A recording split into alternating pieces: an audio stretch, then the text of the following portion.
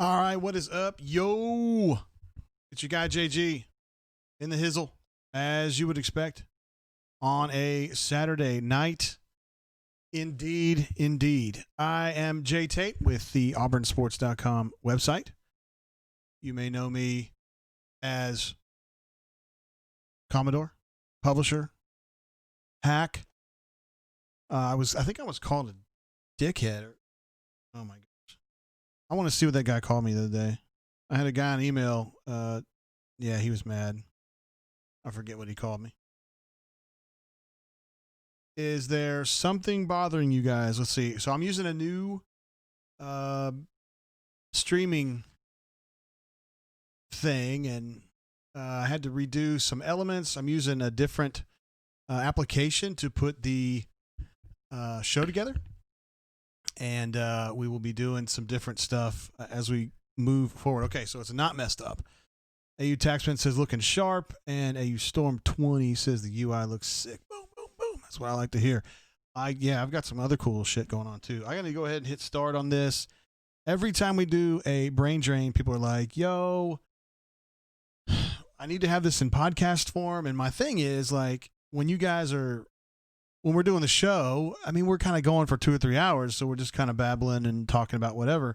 I cannot imagine somebody wanting to sit in their car and be like, I'm going to listen to this whole show. Like, you kind of have to be here to experience it, right? And so I always feel weird taping it and then putting it up, but I'm happy to, and I will do this show for sure. This tie is weak, but the hair is strong. I guess you don't like orange. Okay. I mean, if you might like the Running Rebels out there where you are corny. If so, I'm sorry. I mean, I like Tarkanian too, but, whatever. Georgia Rebels is in the house. As JG's in the house. My son's been waiting for this all day long. He's like, when is JG going to start? JG is here. I was not here last weekend. I actually went to what I consider to be I got to close what I thought were pretty serious links to make sure that I had what I needed to do a mobile show in Gatlinburg last weekend. I mean, I brought the laptop, I brought USB inputs, I brought extra camera, extra mic. I was going to have my guy, J-Dub was going to be on the show. Like we had it ready. And when we got to the cabin, the internet situation was bad. It was bad. They did have Wi-Fi, but if it was one click worse than it already was, you wouldn't have it. I mean, I couldn't even, we were just trying to play Xbox, play FIFA, and we couldn't get it. And there was no way we were going to be able to do a brain drain. I couldn't even stay connected long enough. So I had to punt it. And I didn't do a very good job of telling you guys about that. And I'm sorry. To be honest, your boy was drinking. I know this is going to shock you guys. I know that. I'm going to roll over here and close this door.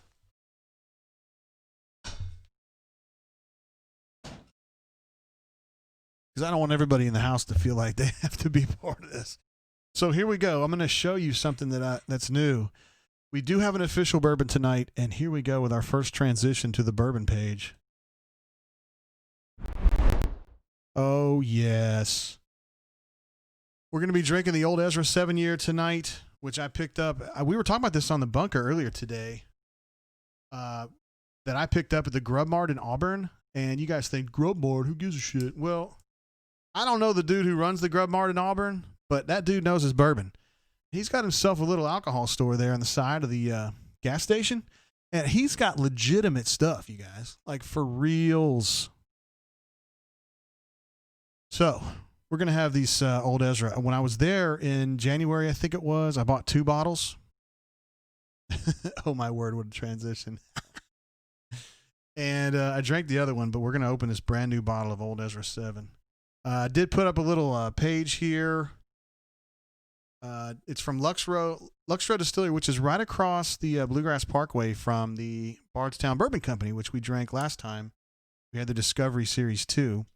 So this is in Bardstown, Kentucky. I bought it again at Grub Mart for $24.59, and you guys aren't going to believe me on that because it's usually a little more expensive. I would say that normally it's about $40 a bottle if you can find it, but I'm going to prove it to you guys. Because I've got it here. I've got the price clip on it as soon as I get this thing off. Also, 117 proof. This is the barrel strength. I think the 7-year is always barrel strength, but it is barrel strength. So this stuff I got to be careful with tonight. I know Hornatius is out there somewhere saying, keep drinking, buddy. 3 a.m. beaches or whatever, but no, we're not going to do it that way. And the mash bill, 78% corn, 12% malted barley, 10% rye. So this is not going to be, this should be kind of a, it's hot, but it's not too bad. The thing about Old Ezra, man, you got to be careful because if you drink it a lot, if you drink it too quickly, bad things are going to happen. Indeed. So here's my Old Ezra 7, fresh bottle. Haven't had any of it yet. And if you guys can see it, I do have the price on there. I don't know if you can see that. $24.59. A hell of a deal, man. My friend Matty C told me about that when it was going on, and he said, "Yo, they've got that old Ezra over at the Grub Mart, and it's cheap." And I was like, "Hell yeah!" So let's pour it, you guys. Sorry about last week, but I promise you, I was doing plenty of drinking myself. So let's turn one up, guys, to a great week coming up, and things we learned in the last week. I'll go through a few things I learned this last week.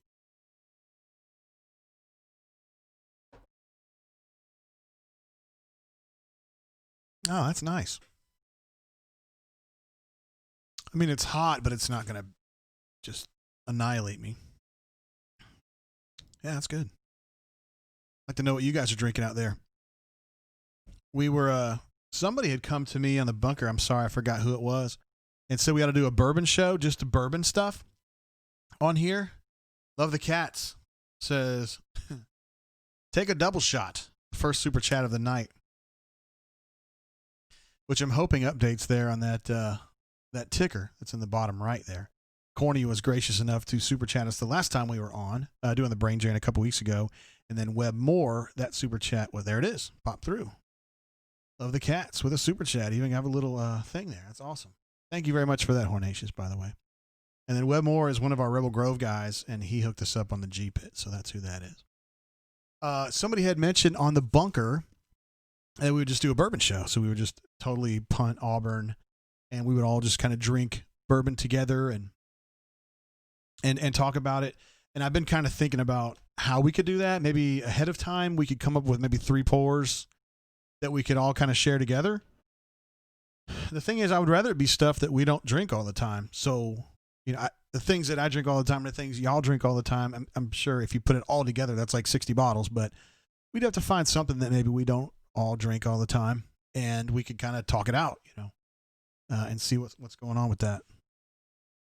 I had a special guest I was trying to get on the show tonight, and I hadn't heard back from him yet, but I don't want to say who it is until I get it confirmed that he's going to be on the show. Bourbon Reviews, Malcolm says, yeah, I think that's a great idea. I'm just not, I never try to front like I'm a big bourbon ace, I love bourbon, and I'm not chasing after really highly sought after bottles per se. I'm just drinking. Thank you, administrative assistant. I'm just drinking the stuff that I can find at my ABC for the most part and what I enjoy. And I'm not someone that's trying to spend a bunch of money. And I'm not saying all you guys are either. I want to thank AU Storm 20 for the super chat there, man. Thank you very much for making sure that my automation system works. Yeah, I probably should stay up a little bit longer, oughtn't it? I will, we'll work on that next time. It was kind of hard to simulate that when it wasn't actually going on. But thank you very much for that, sir. We've got Alpha Tiger 08 in the house, says with his usual hello, sup swoogans. Word, Alpha. It's great to have you, sir, again on the show. Andrew B says it's Gus, isn't it? It is not Gus. There was some talk about me getting Gus on the show. I think that will happen, but not today. If you see the alleged schedule there, you can see I kind of crossed out Alcorn State. The SWAC has announced that they will not be playing fall sports this year, and so all the teams in the SWAC are out, not going to be playing, and that includes Alcorn State, a place that I have been, which is located near Port Gibson, Mississippi, which, as you would see if you were driving through it, unfortunately, if you were there, it was the town too beautiful to burn. And my wife and I in 1998 were coming back from a game at Alcorn State, and we yielded to a cow, which was in the middle of the road. and I wasn't really sure what to do. I mean, you don't. I'm not gonna hit a cow. If you honk your horn at the cow, it just stares at you. So I got out of the car, and I don't really know what I was gonna do. But when I got out and started moving toward the cow just kind of very casually started walking off the road.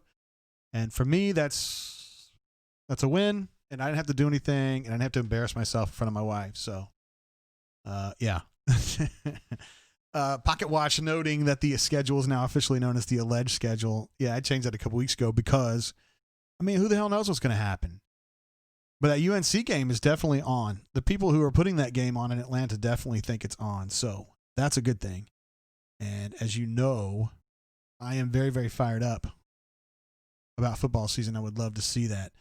Canoe Man says, wait, did you say Old Ezra was a Heaven Hill product? Well, guess what, AU Storm 20? We're going to switch back over to our bourbon page. It is actually a Lux Row Distillery product. So Lux Row is very close to Heaven Hill. They're probably not more than 2 miles apart, maybe less. But no, this is a Lux Row product. Also made in Bardstown, which is where Heaven Hill is. But no, this is a Lux Row product. Yeah. Listen, man, when I was in Kentucky, I didn't drink Old Ezra 7. So this is something that's kind of new to me. That's not a new brand at all, but I just didn't really mess with it. But yeah, that's good stuff right there. I'm really enjoying it. Deezer13 says, the cow leads the way. Oh, yeah. Oh, yeah. Well, okay, so here's the deal. So I'm going to turn Skype on, and it's going to take me a minute. First of all, I want to give a shout out to Webb Moore. Thank you very much. Now you have our latest super chat and our best super chat now, because you're a beast. Thank you very much for that. He says, JG, could you comment on Tommy T and give us a couple good stories? Also, what are your thoughts on Jabe's son and the Rona? Do you know anyone that's had it? Yeah. Yeah. Yeah. I don't want to get too deep into it. Nobody in my immediate family's had it, but we know some people that have had it, and they haven't had any trouble with it. They're younger folks in their 20s, I believe, maybe 30 at the oldest, and a headache and maybe one day of upset stomachs about all they've had. In fact, my daughter knows a girl her age, so teenager, who had it and was completely asymptomatic from start to finish, and that was a girl, and then knew a boy her age who had it, and he had a headache for one day. So that's the extent of it. As far as Tommy T, yeah, so he won the runoff a couple weeks ago, or maybe last week, against Jeff Sessions. So he is going to be the GOP nominee or the GOP representative in that particular election for the U.S. Senate. He's going against Doug Jones. And yeah, that's really big for him. I mean, I got to believe that in this state, I'm not trying to go political here, but in this state, typically Republicans do well. And although I think Doug Jones is a good dude, and I think that he has tried very hard to be bipartisan, he's a Democrat, obviously, to be bipartisan with his bills. And he has voted in line with President Trump more often than you would expect from a Democrat. And he knows his base. He knows where he is. He's got to do some of that. But, you know, unless something weird happens, I think Tuberville's going to win this. And, on Facebook, you see these ads or whatever. They're like, it's a neck and neck race. And I don't believe that's true. So, I mean, I used to joke with Tommy. We all did. Me and Neil and Goldberg and Philip about how he needed to be a politician. This is 20 years ago. I mean, he's that kind of guy. Like, he always networked really well. He always knew what was going on behind the scenes in the SEC football world, SEC athletics world. I always thought he would end up being an athletic director, just because I thought that made more sense for him. But then I don't know, it just never really hit him. I think there was a time when he wanted to be the athletic director at Auburn. And I think Auburn, Jay wasn't leaving, and I'm not sure he would have been the choice, So he ended up kind of sliding toward politics, and I think it's going to be great for him. As far as stories go, the ones that come to mind, the day we were just kind of chilling in the athletic complex, and out comes Jackie Sherrill. I mean, that was really weird. Tommy and Jackie hated each other. And, when Jackie retired or got fired, I don't remember the specifics, he came to the Auburn Athletic Complex, literally walked in. I wasn't there when he walked in, but I was there when he walked out. And it was like, hey, Jackie, what are you doing here? And he's just like, well, I came to say hello to Tommy, and I mean, it was just like, oh, yay, yay, yay. So that was one of the strangest things I've ever seen. Let's see, audio. Oh, NDI. I forgot to add Skype on here, so that's why I was going to go ahead and add that. When I change from the old streaming platform to the new one, there's about a million things I've got to change over, and some of them I don't remember. Some of them get away from me a little bit. Oh, great.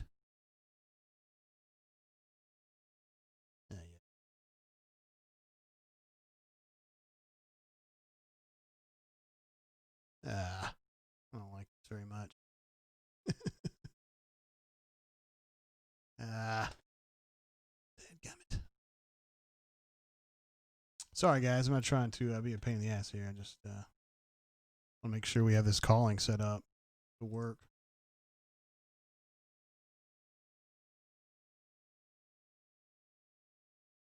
Yeah, that's right. It's fine here. We'll see what happens. Somebody will call in eventually, and we'll see if we can get it patched over. I think it'll be fun.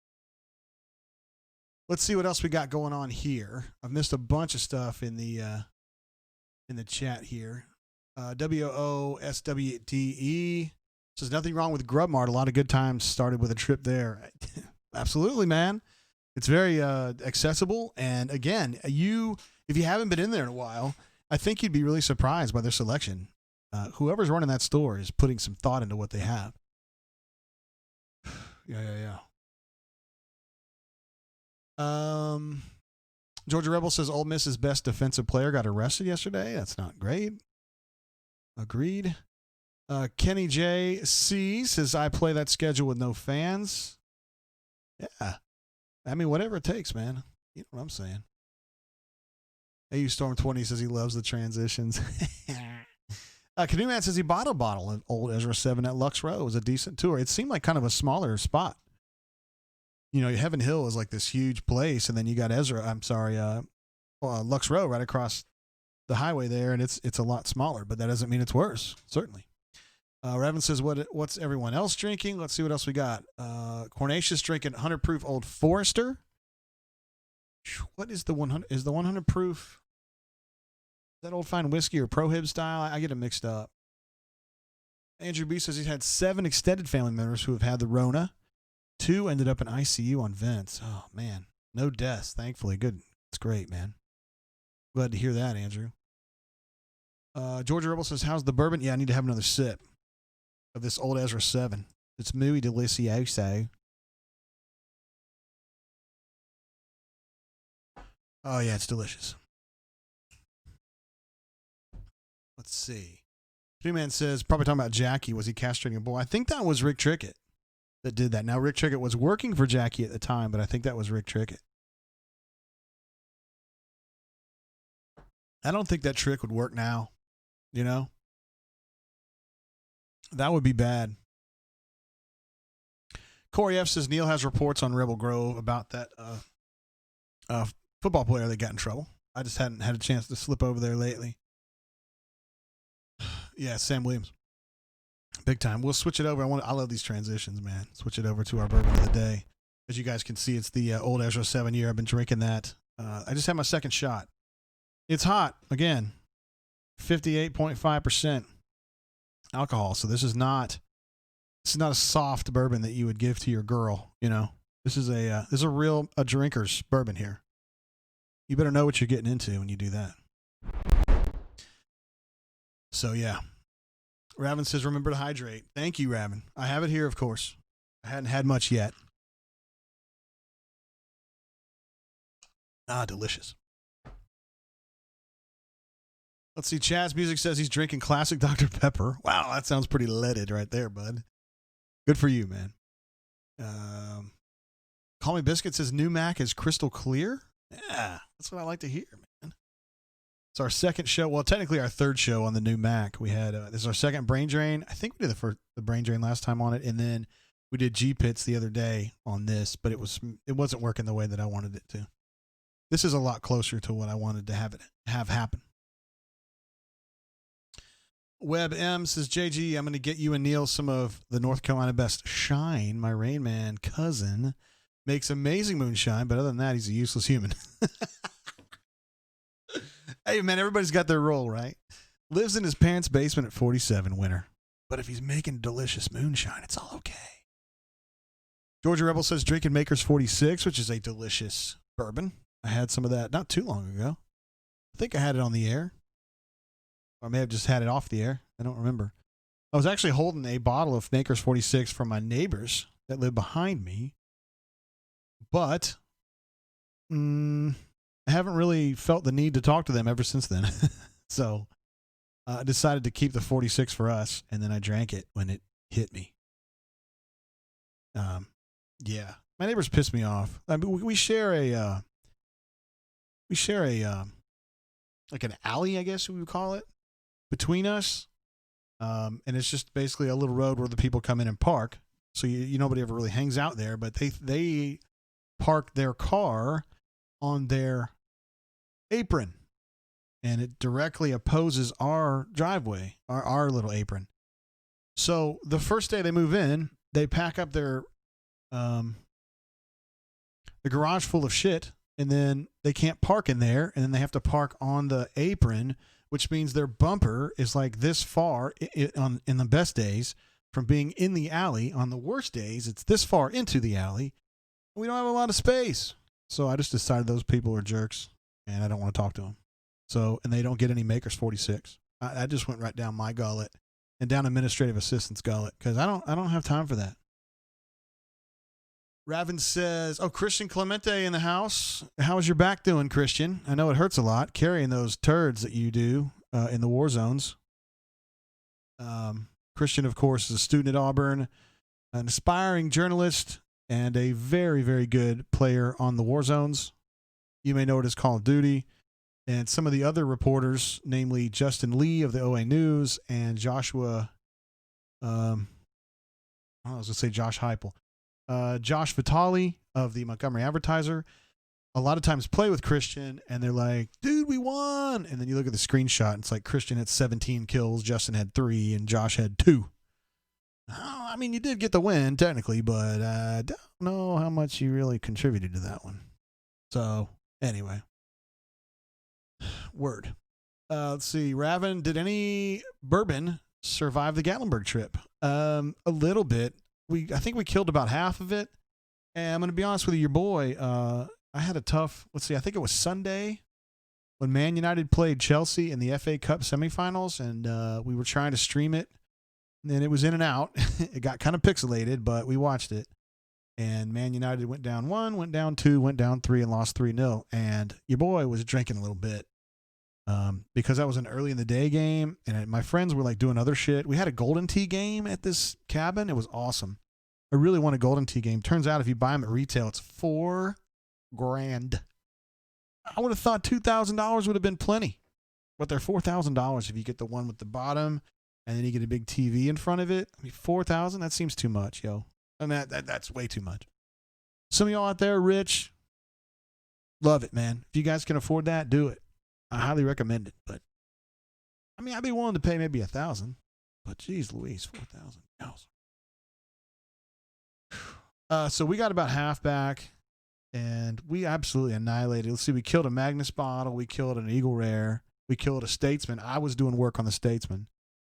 The Old Forester Statesman, I should say. The Old Fine Whiskey, I think there was some left, but we had hit it really hard.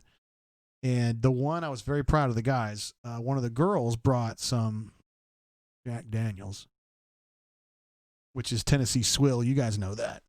And nobody touched it except for her. Hornatius says, where can I purchase an auburnsports.com towel, 2 L's, like the one in the background? When you stay away from my towel, buddy. When we used to have the other setup, and it had a a camera that was a lot tighter on me, it looked great behind me. Now I've got this big widespread camera, and now you can see the towel. It's not really a towel, but I got to figure out something on that. It's going to take a little bit of effort. It took me a while to get this one. Actually, R. Thomas from the Bunker, he helped me with this. He's kind of in this business. He makes graphics like that, and he was very generous and cool to get that to me. But, you know, he had to work that into his regular work, and I didn't feel good about it. I mean, he's doing shit, you know? Like, he's out there making money. I don't like getting involved with that too much. Anyway, Raven says, Hornatius, you hitting the beach with that thing? 1 a.m. beaches. Hornatius says the super chat wouldn't accept towel with 1 L. Man, you guys are great. Goody Man says you should move the setup to the pantry. I don't even have a pantry, bro. That's just Gabe. Our friend Gabe from the Power Mizzou site. And if you guys have seen G-Pits on video, you've seen Gabe back in the old days. It looked like he was shooting from the pantry. He may have been. He may have been. I've not been to his house, so I can't confirm or deny. AU Taxman says just poured a glass of Kentucky Owl Confiscated. Interesting. That's a very nice bourbon. I have not had it, but it's a very expensive bourbon and one that people love to get their hands on. I saw it somewhat recently in my ABC. I was shocked. And I think they were asking $160, I think. It was $150 or $160 for it, which is just too much for me. I mean, the Magnus, when I buy it, is $100, and that's I feel bad about that. But I mean, look, man, I'm not saying that you should feel bad. You're a high roller. I'm not. I'm out here working for peanuts. Hornatius says Gabe is loaded, has a huge walk-in pantry. Yeah, we mentioned it he mentioned it on G-Pits the other day that he had a COVID scare. His son tested positive, who lives with them, and yeah, that was definitely a concern. But it turns out that even though the son was positive, Gabe and his wife were not. So they did quarantine like responsible human beings, but in the end, they were negative. So that was great. Beezer says, any special guests tonight yet? There was one that I had worked it out. Man, I'm trying to see what's going on here. I had worked it out to have a special guest tonight, I think a couple days ago, and then I texted this person. They haven't answered me back yet, but I know that they were out. This person was out doing some stuff tonight. I wasn't 100% sure he could make it, but he thought he would, so we'll see. Andrew B says, speaking of G-Pits, Neil reading the ACS promos are priceless. He sounds like he has zero idea what half of those words are A+ content. Right, so ACS, they're our primary sponsor on the G-Pit show. It is a company owned by a guy named Clay McNutt in Baldwin, Mississippi with a Y, and they do a lot of I don't even know how to describe what they do. Very specific systems for like plants. I don't mean like the kind you eat, like the manufacturing plants and things like that. And so they have like hardware solutions for things that are going on in big plants, like that manufacturing plants. And Neil, I mean, he really doesn't know. He doesn't know that stuff. We had he used to call it Siemens, and we had to change it to Siemens. So I knew that one, and there were a couple other ones that some of our engineering friends had mentioned to us off the air, like, dude, you're saying it wrong or whatever. But we love Clay McNutt. He's an absolutely stud guy. AU Taxman says it's 120 in Alabama ABC, 90 to 100 in other state ABCs. Okay. Maybe what I saw wasn't confiscated then, because I know it was 150 at least. It was Kentucky Owl, and it was 150. But that may have just been the markup at East Chase. I don't know. Could have been.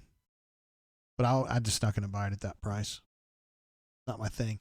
When I was in Kentucky last winter, the dude offered me a Kentucky Owl. It was not the confiscated. It was something else. It was a Kentucky Owl. And he wanted $300 for that bad boy. And I was like, you got to be kidding me. Like, how many do I get? Oh, it's just one. Everybody's trying to get these. And I was like, if everybody's trying to get them, why do you have it here at like 8:30 on a Friday night, bro? I mean, come on. So I passed on that one. I ended up buying Legent, which I have right here. And some Four Roses. AU Taxman says you saw the Kentucky Owl ride. That's probably what it was. Leif B says Neil's back on Twitter. Are you serious? Is he really? I got to look this up, Leif. Man, tell me that's not true. Come on, man. For real?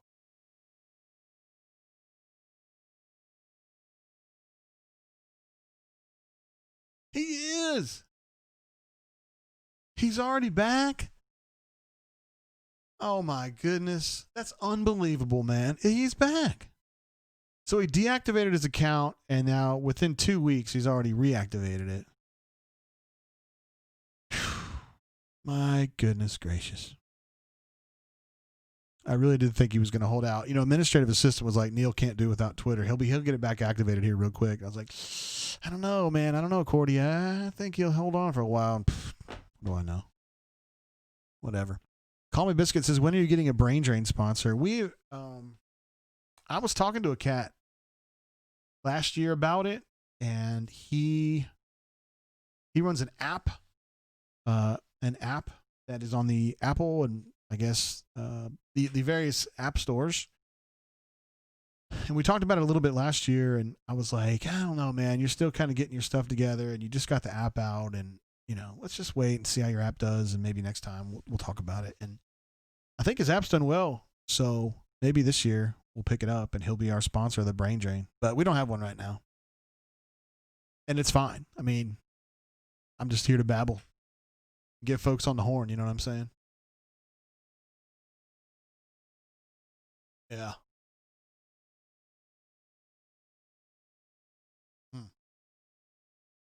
Very interesting.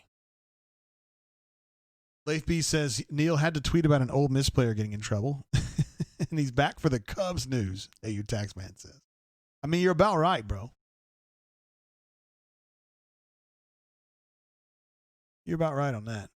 Let's see. Chaz Music says, back in 92, I bought my dad a bottle of Chevis Regal Royal Salute. He still hasn't opened it.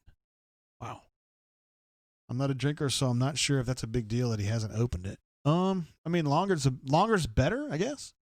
Not necessarily because it's doing anything in the bottle, but just because it's probably completely out of print now or whatever, if you want to call it that. And so it's, you know, people out there who want it can't find it, and so it's worth more money, I guess. I used to have some on my desk here. Now, this has been opened. I opened it here on the show, but this is some stuff from the early 80s. It was a hand-picked Maker's Mark Gold, so it's the 100 proof. Yeah, so it's the 100 proof, and this has been here. This is some old shit here. I drink it on rare occasions. Special occasions.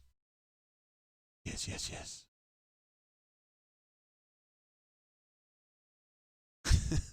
Talk to humans, not cats, Jay.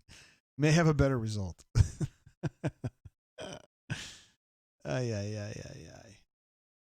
Let's see. Life B says, if anybody needs a truck scale, I'll sponsor you. To which Canoe Man says, do you sell truck scales? Yeah. I'm going to have some more old Ezra. I'm a little concerned about the Skype, guys. I hope that I can get that hooked in. I'm sure I can. It's just one of those deals where I can't hook it in ahead of time. I got to have it active. I'm going to hook it in. If you guys ever notice on the Oxford Exxon podcast, I'm going to turn this up right now. It takes them like a minute to patch people through when they call. Whereas we don't do that here. It just comes right through.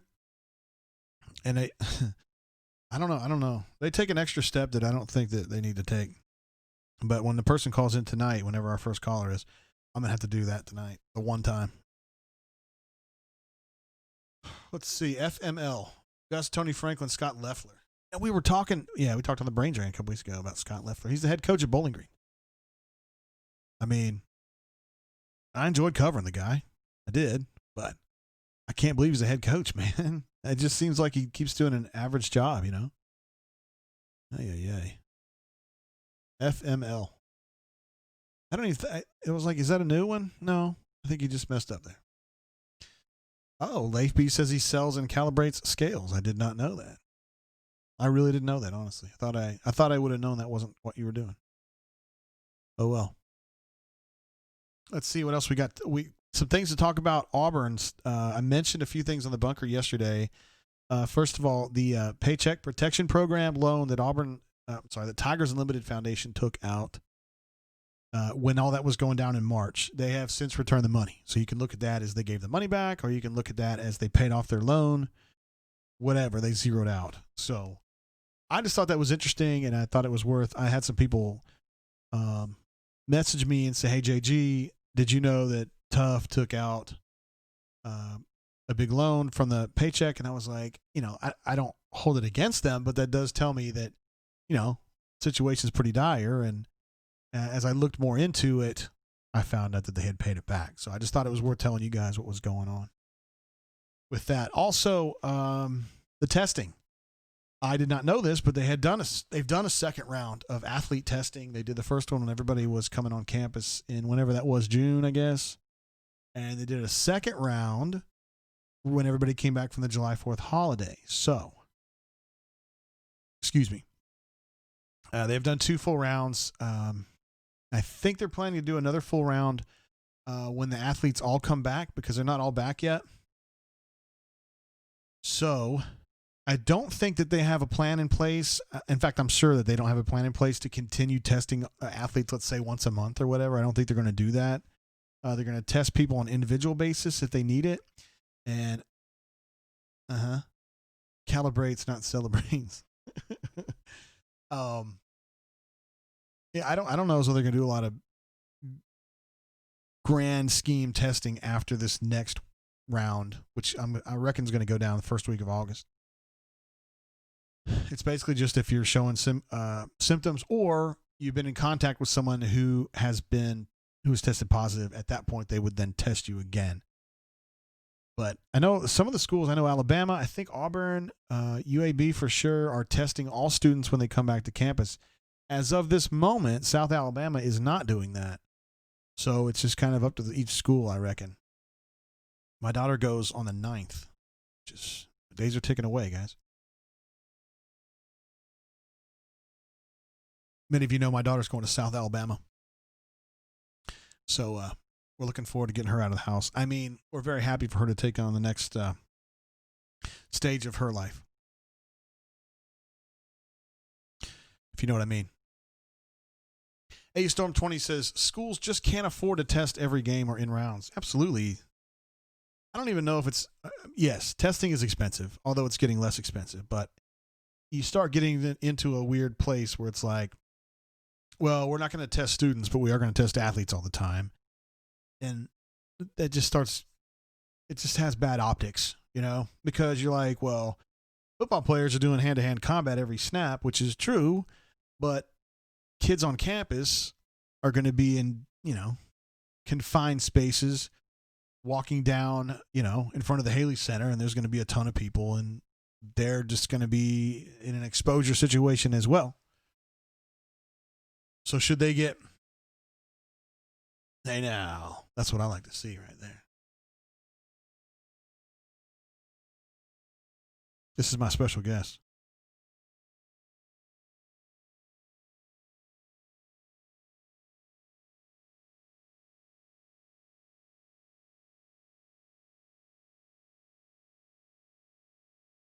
All right, special guest. Still communicating with him. Man, I've had 3 shots of the old Ezra, and I'm feeling it, you guys. I'm already feeling it. Hell, we've only been on the air 37 minutes. Jeez Louise. By the way, because I love doing these transitions, we are drinking tonight we're drinking this old Ezra 7-year. A delicious bourbon from Bardstown, Kentucky, 117 proof. This does not belong in a cocktail. This belongs in a shot glass or something else, where you're just drinking that straight, maybe with a cube. I could see an argument for that. But how dare you put this in any kind of cocktail? Hey now. We've got a call coming through. Let's see if I can get this added. Hey caller, how you doing? Welcome to the show. How's it going? Word, who I got on the horn? Deezer 13. What up, Deezer? How you been, bro? I'm doing as well as anybody can happily help to be expected. I'm so glad to have you on the show because you're our first caller of the new era. I saw you've made a lot of changes. It looks pretty snazzy and snappy. Man, thank you for saying so. It actually just really makes me nervous as hell because I needed to get to an updated platform, and I have one now, but I just really reticent because the other one took me freaking months to figure out, and I was able to transition to this one within a week. So I guess I'm doing well. Oh man, you're going to be a master of disaster with this system in no time. You know it. Boom. So don't worry about it. All right. So what's been going on with you, brother? Same old. Just trying to put time in and keep things moving, and the good old wheel in the sky has to keep moving, right? Yeah, hell yeah. You just mentioned a Journey song. What's that? You just mentioned a Journey song, Wheel in the Sky, man. Exactly. Yeah, my wife. Big Journey fan. My wife the other day, Steve Perry's "Oh Sherry" song came on the radio, and she goes, "Who's this guy? What did he do?" And I was like, "He's the lead singer of Journey." She's like, "What?" Like, how dare you? I don't know. We've got some questions coming in. Canoe Man wants to know if you've ever pissed on your wife. That's a weird question, except that was discussed on the last Brain Drain.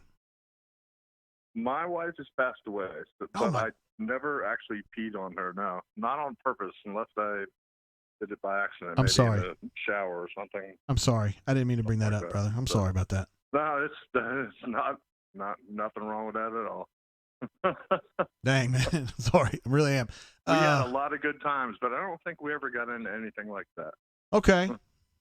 I wasn't expecting you to say yes. I was just, it was discussed on the Brain Drain we did 2 weeks ago.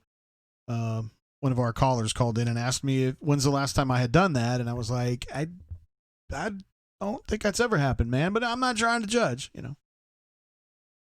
Yeah, I remember that was flying around. Oh, yeah, I wasn't going to call him out, but yeah, you're right. That's exactly who it was. No, I think we had a kind of bunker discussion and a Brain Drain chat discussion saying that he's more of a man than most of the people that will ever get on the bunker. Because who else would admit that?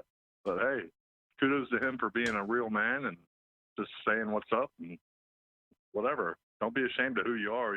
If you're a good person, you're a person you believe in, then whatever. Yeah. What are you thinking about football, man, from your perspective? I mean, do you think they're going to actually be able to pull the trigger and get this thing done, or you think they're going to wuss out? I'm nowhere near in the know of what's going to actually happen, but there's a lot of money involved, so there's going to be a lot of pressure there to try and get something done.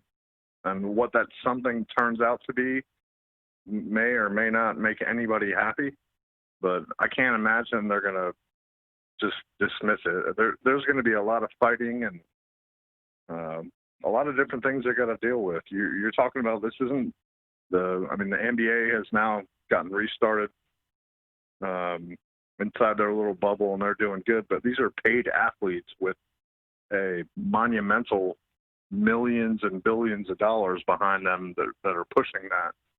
And with football, you have a multitude of different conferences, different people that are pushing their own little agendas and reasoning and trying to, it's almost as bad as the government. So, I hope that they would eventually be able to get something going where someone can play a few games, but who knows, man? Your guess is as good as mine at this point.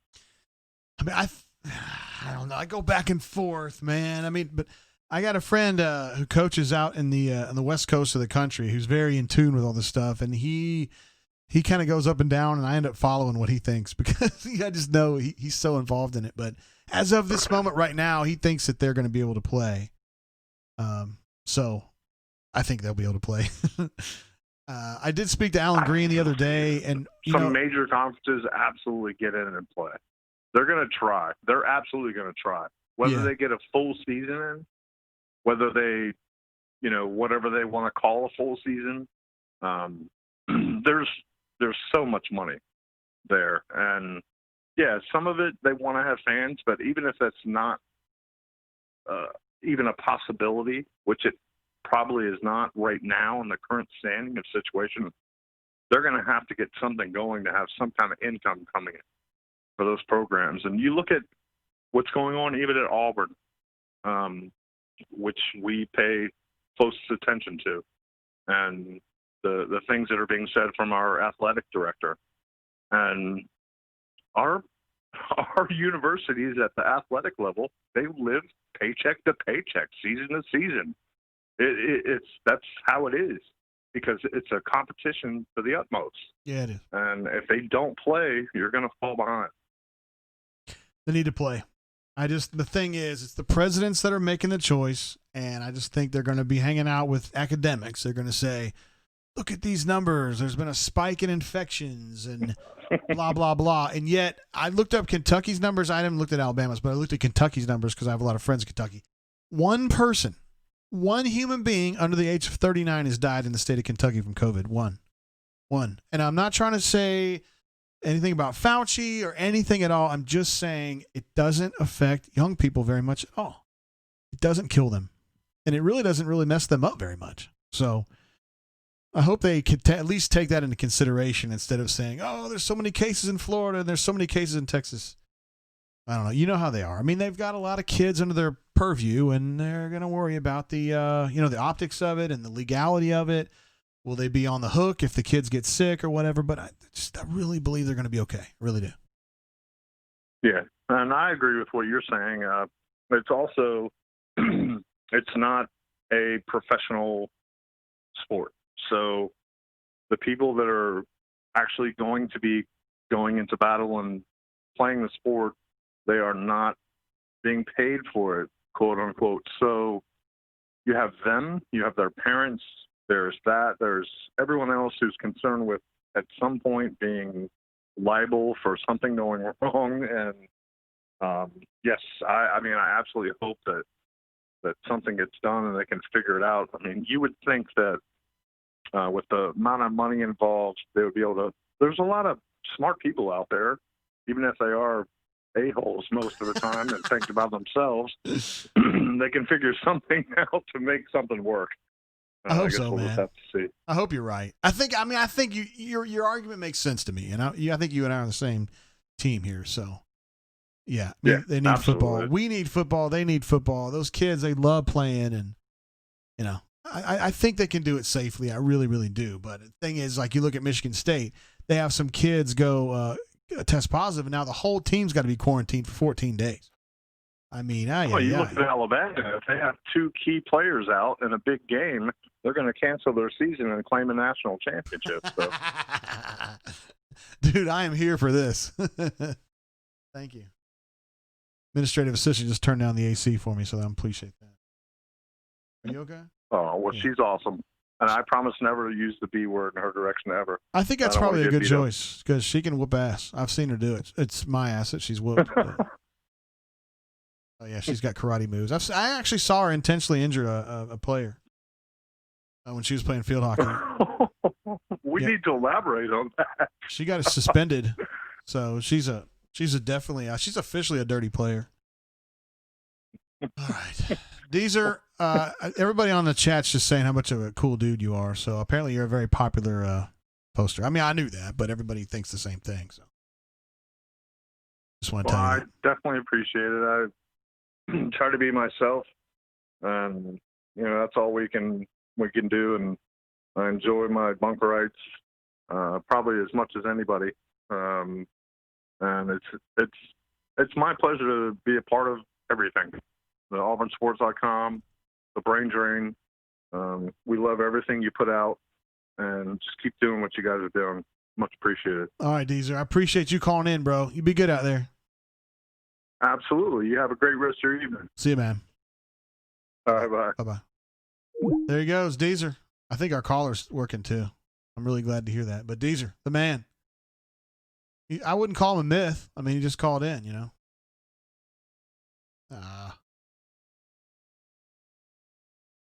we go. All right. So we're good there. Somebody asked earlier, Daniel M. asked, what happened with Dukes the Scoop and Jay Lee? Great question. A little bit of a Twitter fight the other day. I didn't really understand where it started and where it was going, but let's think about this. Let me try to back it up. So Jake Crane has a podcast called The J Boy Show, and on that show he has some dudes that kind of like collaborators, guys that work with him. And he's got one dude that like does recruiting guesses or whatever, and then he's got a dude, Philip Dukes, who does some other stuff, not really guesses on prospects or whatever. And obviously, I love Jake totally.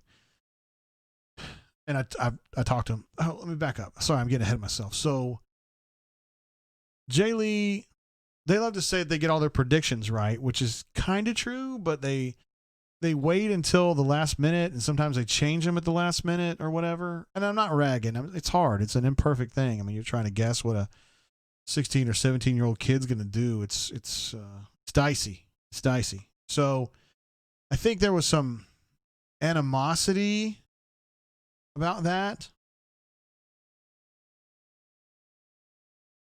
Sorry, I was answering somebody on the Twitters here. Becky Haynes. My friend Becky Haynes. There was some animosity about that the feeling is that they make fun, not directly, but they kind of rag on people like Jeffrey and like Keith when they don't get 100%, when they're getting 100% or close to it, but they're really just kind of going late, right? Anyway, so that kind of got some stuff started, and then Jeffrey said some stuff on the brain train the other day, the rundown the other day. He was like, I talked about people throwing stuff on the wall and seeing what sticks or whatever, and I think that they got a little bit bothered by that. Duke's less than Jake maybe, but anyway, I thought they kind of got into a little bit of a Twitter slap fight, and I think Jeffrey did the whole bow to your sensei thing, and then I don't know. And to his credit, Dukes came over on the board and was kind of clarifying his position. I think we got it worked out, but yeah, I got Twitter tagged on that. I wasn't involved with that. And I ended up texting with Jake about it because I feel like it's kind of like his guys. And as I told Jake, I love Jake. I've loved Jake for a decade. I mean, I met him probably 10 years ago when he was an intern with this site. I wasn't here yet, but he was an intern here, and I just really liked him. And I've always really liked him, and I've always kept up with him. And in 10 years from now, I'm going to love Jake, and 10 days from now, I'm going to love Jake. I told him that. I think he was a little bit upset, but, we got it worked out. He's going to do his thing, and we're going to do ours, and that's that. And if you guys listen to the J-Boy show, good. Well, I like Jake. I want Jake to do well. I want Jake to be part of the media crew here if that's what he wants to do. I think he's terrific. I've always thought that about him. I told him that repeatedly. I told him 10 years ago, and I told him yesterday or 2 days ago whenever we were talking about it. Did he ever apologize on the Twitter? I mean, Jake didn't have to. Dukes, I don't think he needed an apology. I just think I wanted Dukes to clarify that I wasn't involved with this. I don't even know why he was texting me or why he tagged me. Because even Gerard Powers was saying something about like, yo, what's going on here? And I'm like, I don't even know, man. I don't even know this guy. I didn't say anything about him. Like, I don't know. I think I just kind of got hit by the shotgun shell on that one. Ain't a big deal, man. I don't know Dukes. I don't know the other dude either, but I know Jake. And, again, for the fourth time, I told him I loved him. And he knows that. I really can't tell him more than I already have. Hell, I would just show you guys the text where I told him that I loved him.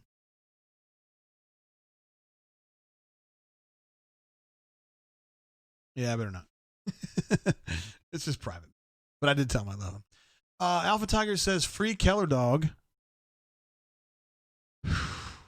Oh, first of all, thank you to DXHHHPed. Thank you very much for the super chat, sir. It says, just picked up some Whistle Pig Piggyback. Ooh. And Rough Rider bourbons. Your thoughts, amigo? The Whistle Pig, my friend Justin Owens, who is the main man up at the Tipping Point, which is in my neighborhood, a great bar and an eatery. If you guys are ever over in this part of Montgomery, Justin is a bourbon fiend. I'm telling you, he knows more about it than I do for sure, and I feel like I know a lot. He is a huge fan of the Whistle Pigs, all of them, Piggyback included, and he has been really pushing me to get them. But here's the thing about Whistle Pig. I tell you guys, I like cheaper bourbons myself. I mean, I paid $24.59 for this Old Ezra. I mean, that's good. With the Whistle Pig stuff, man, it gets expensive, and I'm just not sure. I mean, if he were to give me like a sip, you better believe it, I'd hit it. But I don't need any more expensive bourbons in my array. And I don't know anything about Rough Rider. Some guys in the Montgomery area bourbon, the River Region Bourbon Group on Facebook, which are some great guys who are really into bourbon, and they do a lot of great work. If you guys are interested in bourbon and you live down this way, or even from up in Birmingham, anywhere in that area, Birmingham, Montgomery, even maybe Dothan, you need to jump on there, the River Region Bourbon Group, and because those guys, man, they know their bourbons, and they mule stuff all the time from Atlanta and wherever the hell they're coming from. I mean, it's like once or twice a week somebody's on there like, hey, I got 8 bottles of blank. If you guys want it, let me know. I mean, it's great. Check that out if you're on the Facebooks. But thank you very much for that super chat, sir. I don't know anything about Rough Rider, though. Johnny B. Good says, Rough Rider. Definitely heard of Long Dong Silver. You talking about the fish place? Man, I love that place. It was awesome. AU Texman says Gerard Powers was a baller. Hell yeah, he was. Of course, Muschamp always called him Gerard. So I've kind of taken to calling him Gerard all these years, and he laughs every time I do it because he knows why I'm doing it, because he knows that I know his name's Gerard. But Muschamp always called him that. Yeah. Ravin says, is Kanye really running for president? I mean, kind of, but I think he got in way too late to even get on the ballot in most states. I think he's just kind of having fun with it. Leif B says, Ravin, he's on the ticket in Oklahoma. Thought most of Oklahoma is now an Indian nation, so who knows? Yeah. Well, yeah, that's what we'll say there. All right, so my special guest texted me and said, I'm going to try to escape and call in a bit, although I might be a few beers in. Been playing golf all day. I'll give you a heads up when I'm free. That does not tell you, does not give you any clues as to who it is, but it's not Gus and it's not BP. It's not actually an Auburn coach, but it's somebody that I bet most of you guys know who it is. I don't even know what that means. So speaking of fake noise, have you heard about Tom Hanks being the hot dog vendor voice for the A's? I didn't know that. I was really proud of myself, man. The A's and the Angels playing last night, I watched a whole inning. I did. I watched an entire inning. That's probably about as much of baseball as I'll watch all year. I love baseball stats. Cannot stand to watch baseball. It's so slow and boring and hate it. Again, I love baseball. I mean, I would consider myself a baseball fan, but dude, I cannot watch it. I cannot watch it. Even if I'm at the stadium, it's just, let's get some beer, man. Let's get some beer and talk about hot chicks. I don't know. Speaking of hot chicks, I've already got a little something made up. Here's another transition for you, AU Storm 20. I've already got a page ready for Gals We Adore. All ready to go. And we'll do this later. You know, that's something we do usually later in the day. But I didn't know who these two girls were. I didn't know what names to put with them. That girl, somebody told us about her last time. And obviously I pulled a picture in, but I don't know who that is. But I'd like to know more about her. And this girl, too. I think she's a broadcaster, maybe.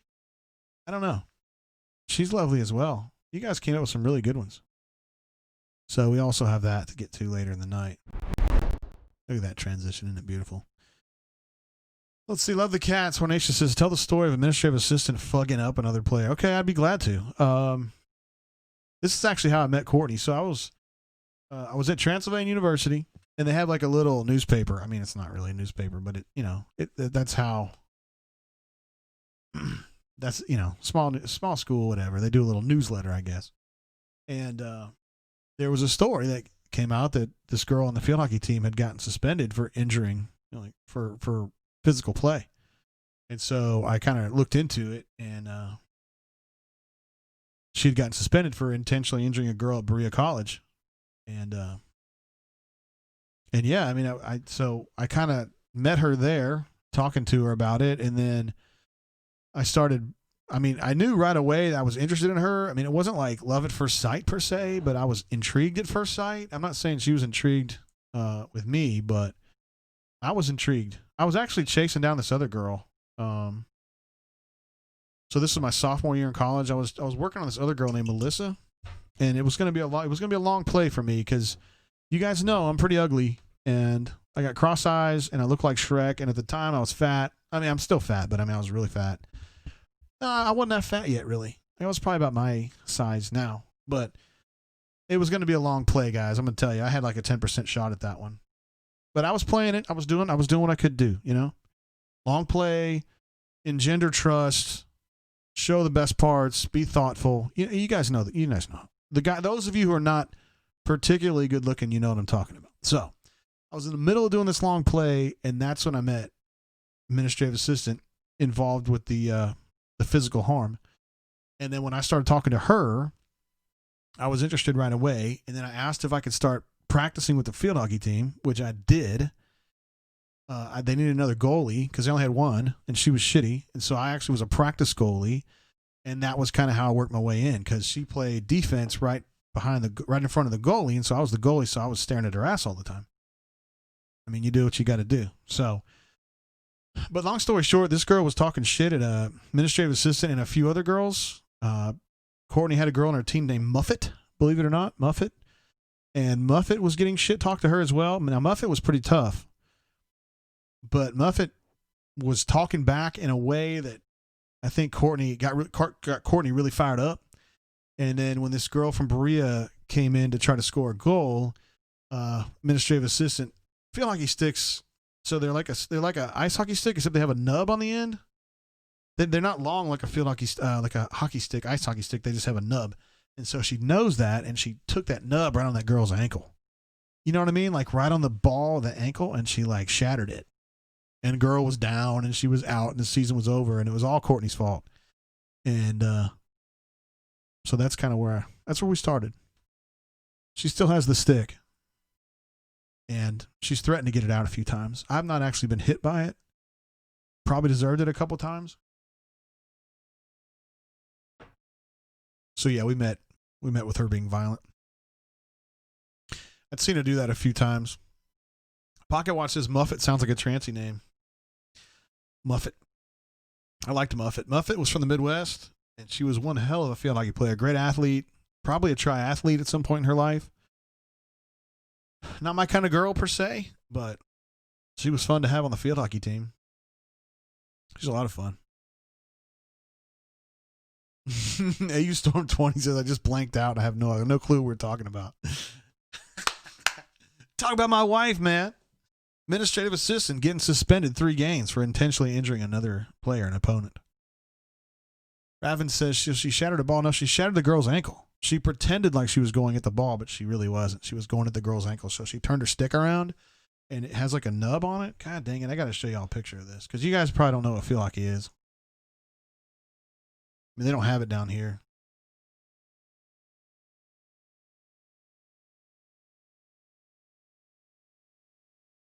So if I can just get a picture of this, you guys will see what I'm talking about. You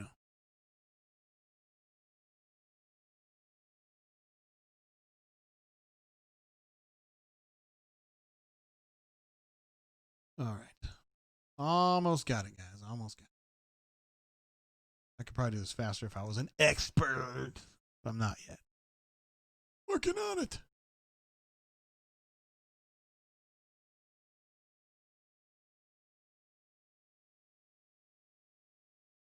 All right, so that's what a field hockey stick looks like. And so the end of that, this bottom part here below where it says graze, that's all like wood. It's like thick wood, right? So if you take that and you just, you just hatchet at somebody, the tip of that stick, it hurts, man. I mean, that's like solid wood right there.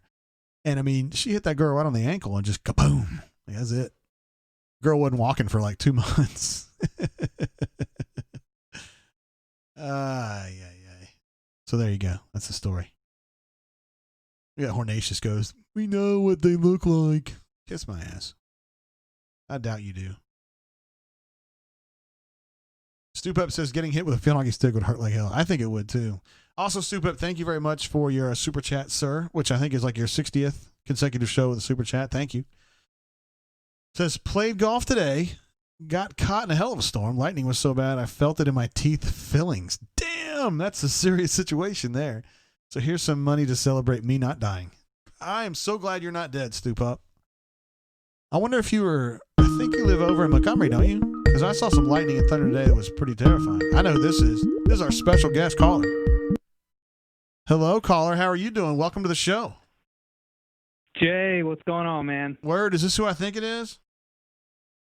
If you think this is against the spread, then you'd be correct. What up, man?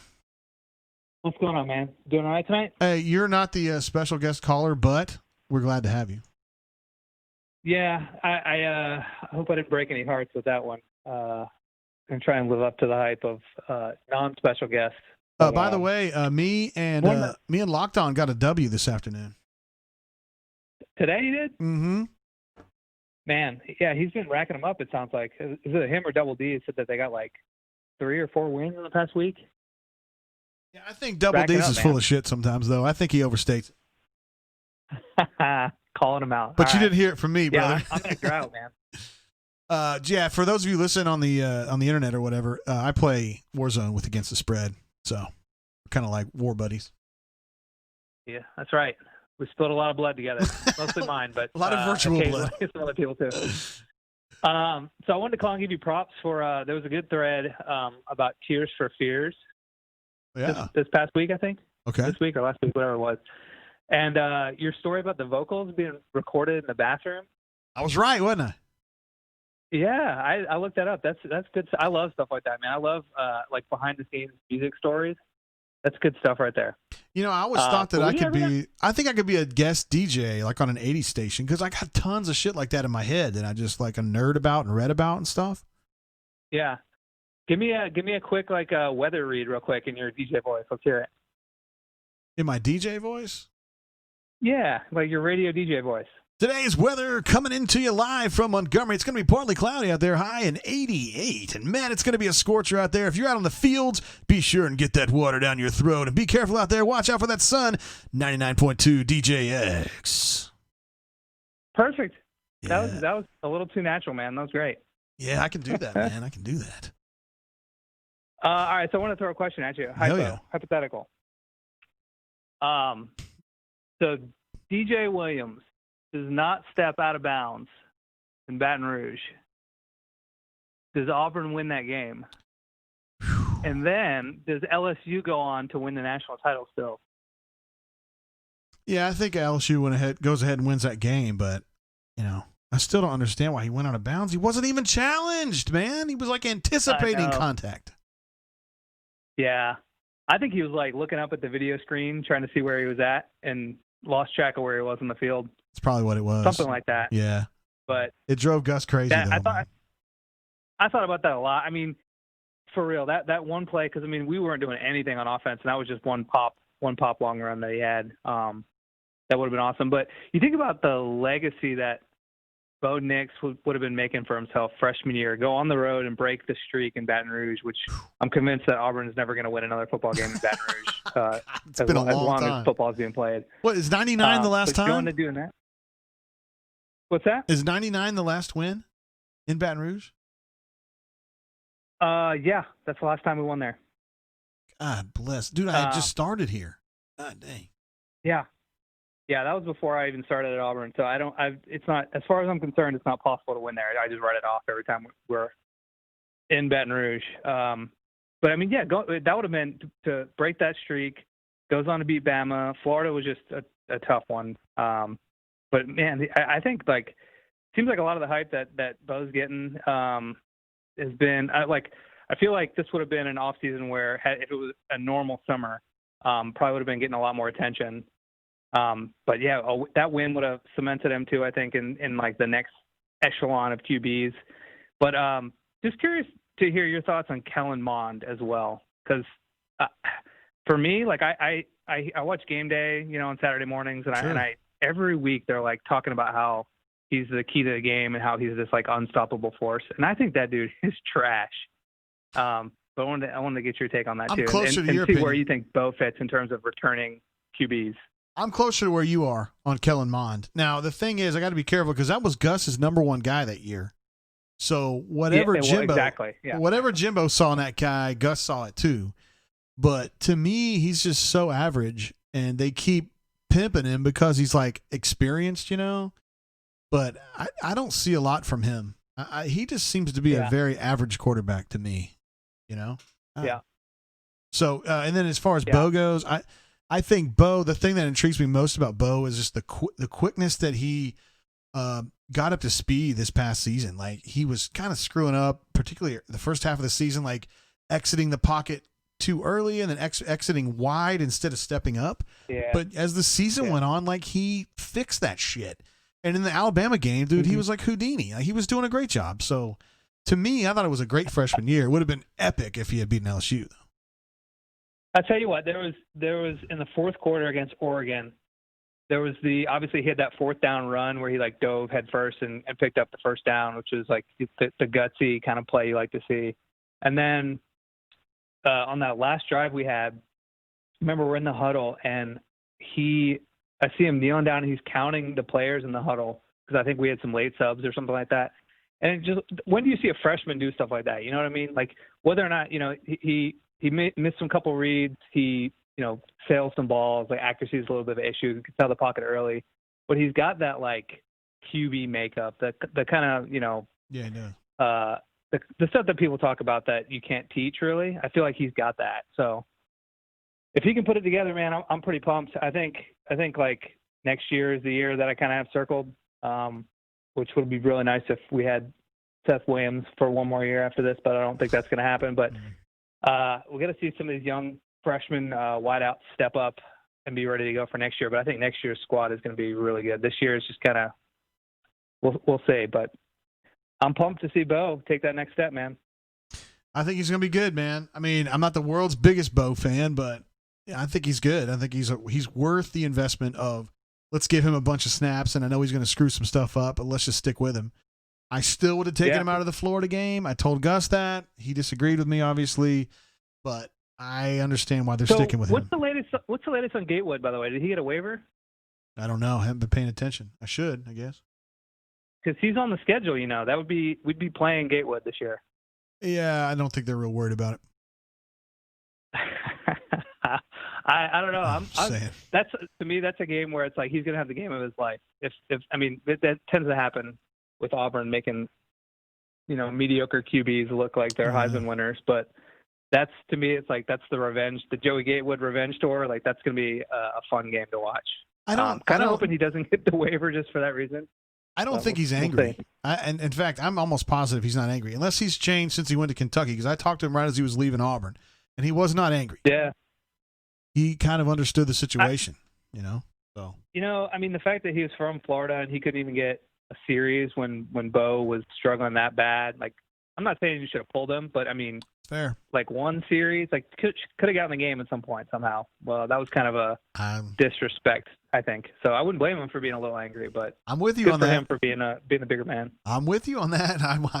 I said it at the time, and I say it now. I think you're right. I think they should have played Joey a little bit. An awesome kid, man. Yeah. I mean, as good a kid as you're going to get.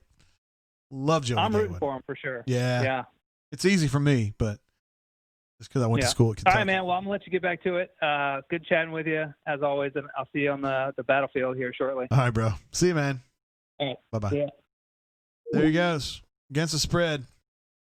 He goes by a different name on Warzone, but that's fine. I'm not going to say what it is.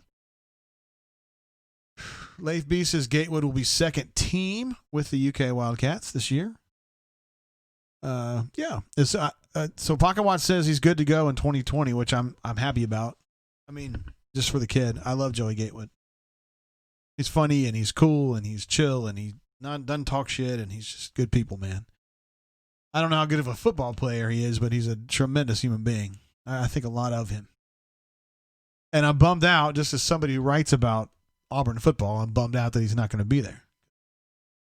He's a great guy to write about.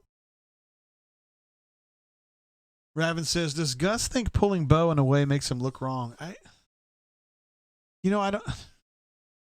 When that happened, this is like the week after the Florida game, like I was really pushing Gus privately about it. And, because I was like, I mean, obviously you thought about putting Joey in, and he's like, no. I was like, no part of you thought about putting Joey in when Bo was playing so poorly? And he was like, no.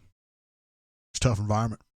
I'm like, his argument was the environment was the problem, okay? And putting Joey in as a redshirt freshman was no better than playing Bo as the freshman who had been playing a lot. And he's like, if the problem is the environment at the Swamp, then I'm not going to get any benefit from Joey Gatewood, which is not my argument. My argument is, why don't you just let somebody else take a fresh look at this? You know what I mean? Like, let Joey Gatewood get in there. I think Gus is thinking, okay, I can't expect anything on the first series, right? Because he's just going to be freaking out. The second series, he's probably still going to be freaking out. So I've got to be willing to dedicate, let's say, 5 series to Joey Gatewood just to give him a chance to get his feet wet and then see if he can actually affect the tenor of this football game, which is fair. I hadn't really thought about that when I went in guns blazing, like, why didn't you play Joey, But at the same time, it's Bo, to me, was just kind of flatlining that game, like at some point, right? And then, of course, you've got the moment that I think War Damn Eagle has it as his avatar or signature in the bunker, which is when Bo made a classically poor throw in the end zone and got picked off, and Gus went down, did that whole thing. And I would have done the same thing. I could not make it as a football coach, even if I knew enough about football to be a football coach, because I just can't deal with the drama. Like, all the bad stuff that goes on, and Gus, he in a way, he's powerless to do anything about it. Like, Bo's out there throwing that pick, and I don't blame Bo. He's a true freshman in Florida. The pressure's on. Florida's got a good defense. Hollywood's back there playing cornerback. It's tough, but I still would lose my shit on that. Stoop Up says, I disagree with Gus on that one. Should have run the zone read or something with Joey. I'm with you on that. He makes $7 million a year, and I make $40,000. So I can't really talk shit about it. Pocket Watch says he's unclear on Gatewood's eligibility now. Yeah, I didn't know. I wasn't sure which way this was going to go. But either way, I think it's pretty cool. AU Storm 20 says he's still waiting. So Joey's still waiting on a choice there. Man, get out of here, bro.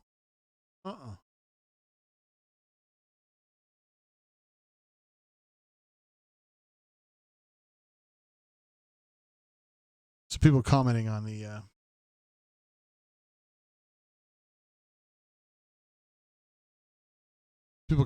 our YouTube video of this. Just some goobers that are like trying to get people to go to like soft porn sites or whatever. I was like, reported them. That's a wrap. We're still waiting on a special guest to call.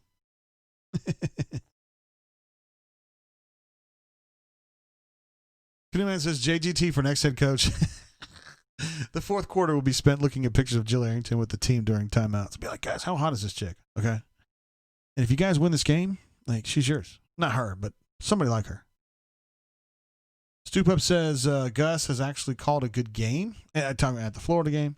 He got Bo open guys in his vision, and Bo missed them. Florida game was the only game where I thought Bo lost it. Yeah. Bo was in most of the games. I agree with you. But that one, and Gus will never say, he spit the bit. He didn't spit the bit. He didn't spit the bit. It's not like Bo was cowering from the challenge. He just was too rattled to thrive.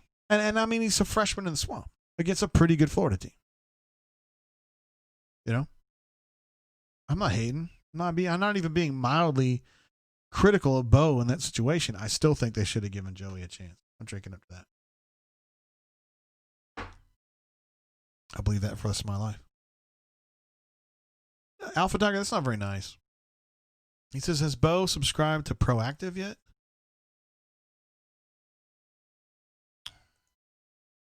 That's bad. I don't know why you're talking like that. Hornatius says he shit the bed. Talking about Bo, I think.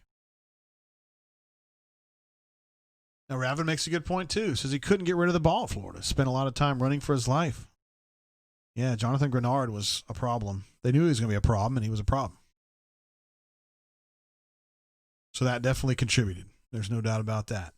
But, with Joey Gatewood being 6'5" and 235 or whatever he was, maybe he looks at Jonathan Grenard and says, I'm not that worried. whereas Bo kind of has to be a little more careful, you know. Again, I haven't won a single game calling plays, and Gus has won a bunch. So, Canoe Man says it was hot as balls that day, and I swear they piped in noise. There's been a lot of accusations through the years that the Florida Gators pipe in sound to the Swamp. I don't know as though they need it. I mean, it's a big crowd. It so happens that of all the places that I've been to, I feel like Florida's the loudest to my ears. Now, there comes a point when you're in a stadium and it's just so loud that it can't get louder. You know, it's just maximum loud. And LSU's been like that for me. Florida's been like that for me. Jordan Hare's been like that for me. And Alabama's been like that for me in different times. But if I had to pick one, I think Florida's the loudest when they're really, really loud. I think that stadium is super loud. Now, maybe it's because they are piping sound in. I don't know. I know Scott Strickland, the athletic director there, and I can't believe that he would be behind some shit like that. But if it's going on, it's going on, whatever. Alpha Tiger says, has J.B. Grimes settled into the Villages yet? Dude, J.B. Grimes is in El Dorado, Arkansas, wherever. He's chilling in rural Arkansas. He don't want to be anywhere else. He don't want to be in the Villages driving a golf cart. No, it's not him. JB's all right, man. I think he takes more shit than he should have gotten, honestly. I know BMAT agrees with me on that. Not to say that he was the greatest assistant coach that Gus has ever hired. He wasn't, but I don't think he was as bad as some people said he was. That's all I'm saying on that one. Canoe Man says the Swamp goes straight up. It is steeper than most. It would surprise you to be there. See how steep it is. The Swamp goes straight up. We were on the second row behind the team, and it was loud as crap on the field. Yeah. Tell you something fun about Florida. I went to cover them. Let's see. I went to cover Auburn at Florida, 98. That was at the point when Auburn was like on their 5th or 6th center. You guys remember this shit. Like they literally had every guy that ever played center just like the Spinal Tap drummers. Like, just, here, well, I'll get back to this. Hey, caller, welcome to the show. How you doing? Hey, something fun. Fire gas. Hey, what's going on, bro? Not much, man. How are you doing? Who I got on the horn? I forgot right off. Alpha Tiger. Oh, damn it. My bad. What up, brother? I thought that you answered. That proactive thing, that was a little below the belt, brother. Do you expect anything less from me? That's one way to put it. Yeah, it was in your wheelhouse, bro. Fair enough. How you been, bro? Oh, not too bad. Just hanging out on a Saturday night. You've been drinking a few beers. You've been a voluminous poster as usual in the bunker, and it's appreciated, even though you raise hell sometimes. It's cool. Well, good. I'm glad you enjoy it. Do you miss Keller Dog? Good. Do you miss Keller Dog? I do miss Keller Dog. Keller Dog's a good dude. Pete's a good guy. He's not a bad guy. I agree with you, but he really likes to say nasty shit to my face. I'll tell you that. I don't know what the deal is with him. He I think he just doesn't like having to answer to anybody. Well, I mean, I don't really push him too much. Dude, he's been banned like 17 times, and I've been brought him back every single time. But, I mean... Oh, I know. How long is he banned for this time? Well, I mean, I think he quit. So, I mean, I probably would have let him back by now, but he already gave me the business in the direct messages and said he was quitting or whatever. So, I guess I don't have to make a decision on that. I mean, it's disappointing. I feel like I've known Keller the whole time, you know? He was kind of a part-time mod. I'm really just joking when I make the comment about free Keller Dog. Free Keller! I talked to him on the side too, and like I know that like obviously that's nothing like I don't blame you like on that, and I don't think he really does either. I think he understands why he was banned. Yeah, he just did the kill yourself thing, and you know I'm sensitive to that because my brother-in-law killed himself, and I met Rusty who passed away, but he was a bunker member. You know the story. I know you don't. I know you know the story, but a bunker member told me that he had survived a suicide attempt, and it really bothered him every time he saw KYS on the bunker. that it put negative thoughts in his head. And I said, from this point forward, and I have a witness on that. AU Goat was there when it happened, when Rusty told me that story, and I said, I'll never let that happen again. And even though Rusty's gone now, rest in peace, I still feel very strongly about that. And so I wasn't going to perma-ban Keller. I was just going to ban him for a little while. He's got to chill out sometimes with that shit. And then as we went along, he was like, fuck it, I'm out. And I was like, well, okay. Sorry, Keith. He's been kind of on and off in the last couple of months anyways, as far as like whether he wants to be on the bunker or not. I mean, I don't think he necessarily holds you, begrudges you for it, and I don't have a problem with your policy on that. I think it's as long as it's enforced, equally and all the time, I don't think there's should be any issue that anybody would have with it. Yeah, and I agree with you. I don't think he has a big problem with it, with the policy at all. He just gets pissed off, and hopefully he'll be back. I think when he made the post, he did it with the intention, or knowing that what the consequences would be, and just in his mind that it was worth it for who he was speaking to, and he just felt that strongly about it. But which, I mean, I know doesn't excuse what he said or what he posted, but I think a lot of people feel, I wouldn't say the same way regarding that same poster, but certainly have strong ill-will feelings towards that poster. I've had some, there's a particular poster on the board that people have been DMing me about and saying that I need to protect him more. I'm not going to say who it is. If you guys want to guess, that's fine. I'm not going to say yay or nay, but you can probably guess who it is. But I don't really, if you're going to be out there talking shit to people, I'm not talking about you, Alpha Tiger. You're not involved in this. I'm just coming to my head. If you're out there talking shit to people, like, you better expect people to talk shit back to you. Like, I don't understand why this is a big deal. Like, if you're going to run your mouth at people all the time, you got to expect people to run their mouth back at you. And then you can't come to teacher and say, they're being mean to me. Like, then shut up and stop agitating them, Oh, I agree. And I mean, I would never DM you asking you to remove a poster. No. I think that's pretty petty, honestly. And I mean, I talk shit to people all the time. I expect, like you said, shit to come back my way. But I mean, at the same time, there are a couple of posters who annoy the hell out of everyone. And I think 99% of people that talk shit to those posters are trying to maybe just run them off and get them fed up with the board, not necessarily like have you ban them. Yeah. Just have them just say enough is enough. Like, it's not worth it anymore to try to push whatever narrative they're trying to push. I will say this. So there's like this imaginary thing where, like, this goes for you too. And like, people that have been on the show, I mean, you've called in the show a bunch of times, and I appreciate you doing that. I kind of feel like I know you in a way. Like, I mean, we're not homies, but I mean, I feel like I understand you as a poster. And if I say to you, hey, Alpha Tiger, you calling this guy a bitch or whatever, can you just back off? Like, I know that you'll back off a little bit. I'll do it to you privately and won't make it a big deal.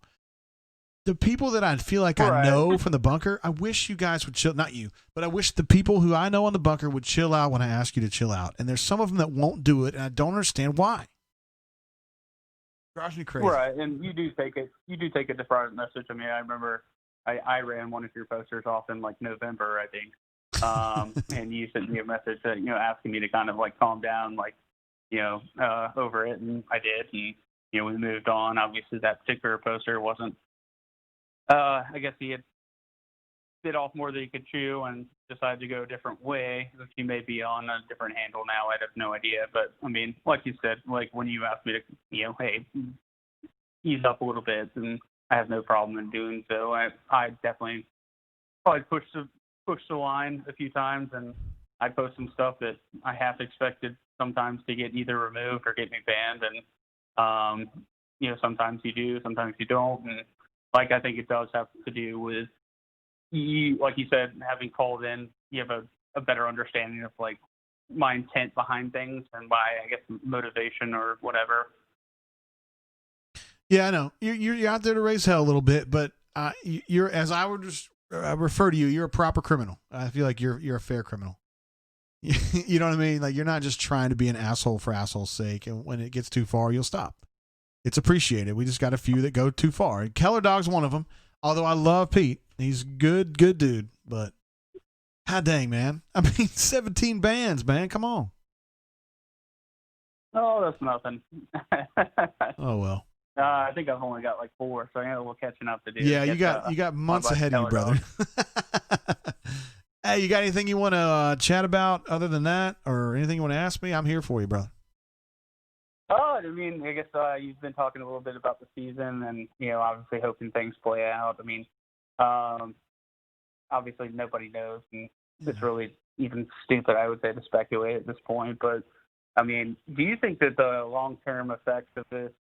Do you think it's going to, I guess, not just college football, but all sports, especially professional sports, that kind of will have organizations and colleges backing off in terms of like coaches' contracts, what they're willing to pay players on long-term deals, looking more for more ways to protect themselves. Obviously, like we've talked, I think last time I called in, we talked about like obviously like Auburn's not going to pay $20 million to have South Carolina at the end of this year. Yeah. Do you think, or not just college football, but do you think other organizations are going to start, basically drafting contracts in a way to where they're not putting themselves in that position where that would ever even be, something they'd have to do.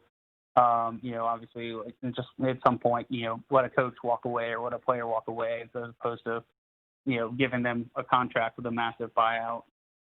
Yeah, I think it's going to change some of the way the contracts are set up. I mean, Griffin was bitching again on the bunker today about, thanks Auburn for this shitty contract with Gus or whatever. But I mean, at this point, Gus's contract is close to commensurate for what guys that are at his achievement level make. So, I mean, it's not that bad.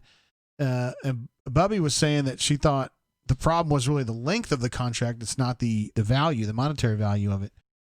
Yeah, I do think there's going to be pressure, particularly if there's not football, to cut some of those down and give some of that money back. I don't know how Gus is going to feel about that. I mean, some of the other coaches have done it, not at Auburn, but other places. I mean, if there's no football, they're going to have to cut everything back. And I think Gus, swapping off $1 million of his salary or whatever would help a lot, believe it or not.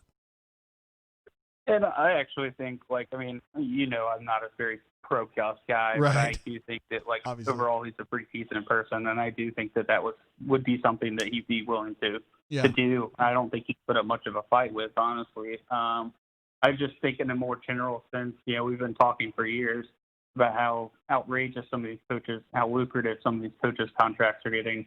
I mean, Jimbo Fisher, $75 million guaranteed over 10 years. I mean, look at their position. I mean, obviously they have boosters with a lot more money than Auburn boosters per se, given their oil money out of Texas. But I mean, at the end of the day, that's still a pretty lucrative contract to be on the hook for. Same thing with Gruden out in Vegas now, and just some of these contracts. I think for years been saying how ridiculous they are. I think some of these organizations are going to start, like I said, again, maybe letting coaches walk away as opposed to caving and giving these contracts that have such high guarantees.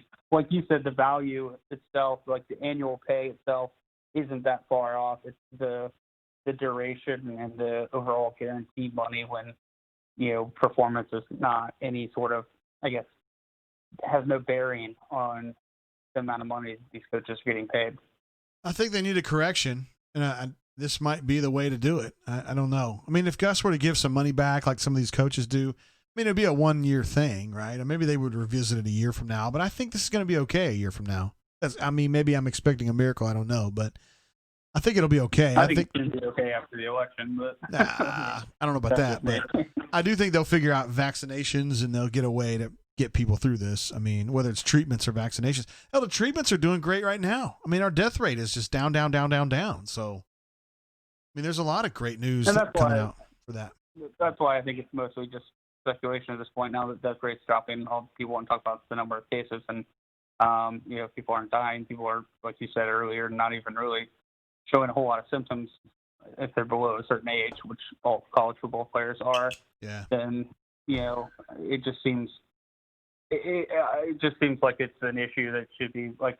I don't feel like we should be having a discussion as to whether or not football is going to happen. I think that at this point, obviously, if you're in an age group that you're more susceptible to COVID and the effects of it, then you should stay away. But I mean, these kids, for the most part, I mean, they're not really at near as big a risk as people want to try to make it out to be. Yeah, but I'm not. You're not a university president. I'm not. So I don't have 25,000 or 30,000 undergraduates whose parents I got to answer to if they get sick, and I let them come back for in-person classes. You know what I mean? Like, that's the thing. So it's a little bit different it's for just them. like everything these days. It's all a CYA cover your No, ass that's true. mentality. That and is true. They're so worried about the aftermath if one person were to, and the lawsuits and litigation that would bring. And I think that has more to do with it than just about anything else. Yeah. All right, Alpha. That's a hell of a call right there. You covered a lot of ground, brother. I appreciate it. We'll say, have a good night. See you, man. Peace. There he goes, Alpha Tiger. Always a thoughtful caller. Got a lot on his mind. Talks about some of the technicalities and also talks about some bunkernalities. He can kind of do it all. Let's see. William S. says, I'm tuning in late AF. No, you're not. We'd just love to have you here anytime. Last time my drunk ass called in, I asked for a percentage chance that we have college football. I know it's been an encouraging week. What are the chances now? Okay, so I had what I would consider to be an optimistic week after having spoken with my friend that coaches out on the West Coast, and a couple ADs, one at a big school, one at a small school. I'm trending up this week. Here's the thing. You guys are thinking to yourself, JG, is it really changing week to week? I don't know if it is or it isn't. Seems like it is to me. The hill we got to get over. No matter how you feel about this. Now, I'm kind of tipping my hand a little bit on this. I mean, because I say this a lot. I think it's overblown a little bit. I mean, I'm kind of in a weird spot because I think Dr. Fauci's a stud. I love him. At the same time, and I don't blame him on the mask thing initially when he was telling people to not worry about masks because he was trying to keep it for the first responders and shit. I love Dr. Fauci. At the same time, I'm also skeptical about like this concept that it's super bad and we're all going to die. I mean, I'm not feeling that at all. And we're not there yet. And we're not there. We're not going to be there. It's not fair to say it's the flu, guys. It's not the flu. This is worse than the flu because the flu does go away and this doesn't. At the same time, like our treatments are getting better and our physicians and our doctors who are not physicians, but who are out there working on immunizations and whatnot, they're getting a better handle on how to treat this. So our treatments are getting better. Our death rate's getting better. And there's good news.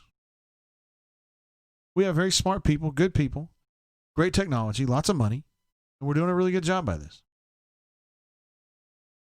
At the same time, this is going to come down to Dr. Gouge and all those other cats that run the SEC schools, and they're going to be hearing from academic types that say the numbers are up in Florida, the numbers are up in Alabama, the numbers are up in Georgia, et cetera, et cetera, et cetera. As I said earlier in the show, exactly one person under the age of 39 has died from COVID in the state of Kentucky. Now, you guys are saying, what the hell, Kentucky? I don't live in Kentucky. I know. I just happened to be looking up Kentucky stats the other day because my buddy Shannon Weaver, who used to coach at Auburn, was posting about it on Facebook, and so I just kind of went into the rabbit hole with that. One person. One. That doesn't count for the people that have been sick and have felt like shit. Under 39, I'm sure there are many. But as far as dying, one person. So, I just hope that the academics that get in Dr. Gouge's ear, although I think I have a good idea what Dr. Gouge is going to say, because he's going to say, I think we need to play. But that isn't necessarily what the USC chancellor or the Florida president or whatever. I don't know what they're going to think. I don't know those people. I just hope that the academics that get in the ears of these presidents give a balanced view of what's going on and don't get carried away with everybody's going to die. Because everybody's not going to die. Hey, caller, how you doing? Welcome to the show. How you doing? Jay, I'm doing good, but we need more transitions. Oh, AU Storm 20. I know who this is. Let's see if I can What's going on? Let's see if I can do a transition for you right now. There's one. We got the bourbon transition, brother. It looks good. The UI looks great. Animations look great. Looks Boom. awesome. Yes. Making progress, brother. I said I would, and I've gotten there to some degree. So, slow process. Yeah. So you were talking earlier about football season and everything, and I too, I feel more optimistic this week than last, especially when after Sankey interviewed on the Dan Patrick Show on Tuesday, I think, after he had a conference call with all the athletic directors. Yeah. And so, he sounded more optimistic, which I think before you kind of could tell there's a little uneasiness in his voice. Dan Patrick asked you a question, and I don't know if you watched that show or not. I watch it when I work from home. And he asked some good questions. And one of them was, what does the SEC do? Like, what would their stance be on tailgating and fans, and whether or not that is a conference decision, university decision, state decision, city? And he didn't really say, but I thought that was interesting because, who is going to be the governing body over that? Have you heard anything about that? Yeah, governing body, that's the trick, man. There's no single person who's like the czar of all this. So it's basically conference by conference, and then we talk about Sankey because he's the one guy talking about it, but it's really the university presidents. So that's what it comes down to. Big 12 presidents, Big 10 presidents, SEC presidents, that's the person. And we need a czar, but there's not really one person to be in that spot. The NCAA is just backed away like it's a hot potato. They don't want anything to do with it. Yeah, I mean, it's going to be interesting. I went out to eat in Auburn for lunch today at a small restaurant in the area, and I was talking to one of the guys about the bar. I was literally the only person in the restaurant, and I was like, "What do y'all? What are you feeling for this fall?" Like, and he started telling me, he's like, "Dude, we're nervous and we're scared, because even if they do allow fans, what if the state of Alabama only restricts restaurants that have 50% capacity, and you've got people squatting in there the whole game, and you're not getting those big check people, things like that." He was very concerned, and and for good reason. And so I think a lot of those are going to be tricky, and definitely a reason to take their time on the decision.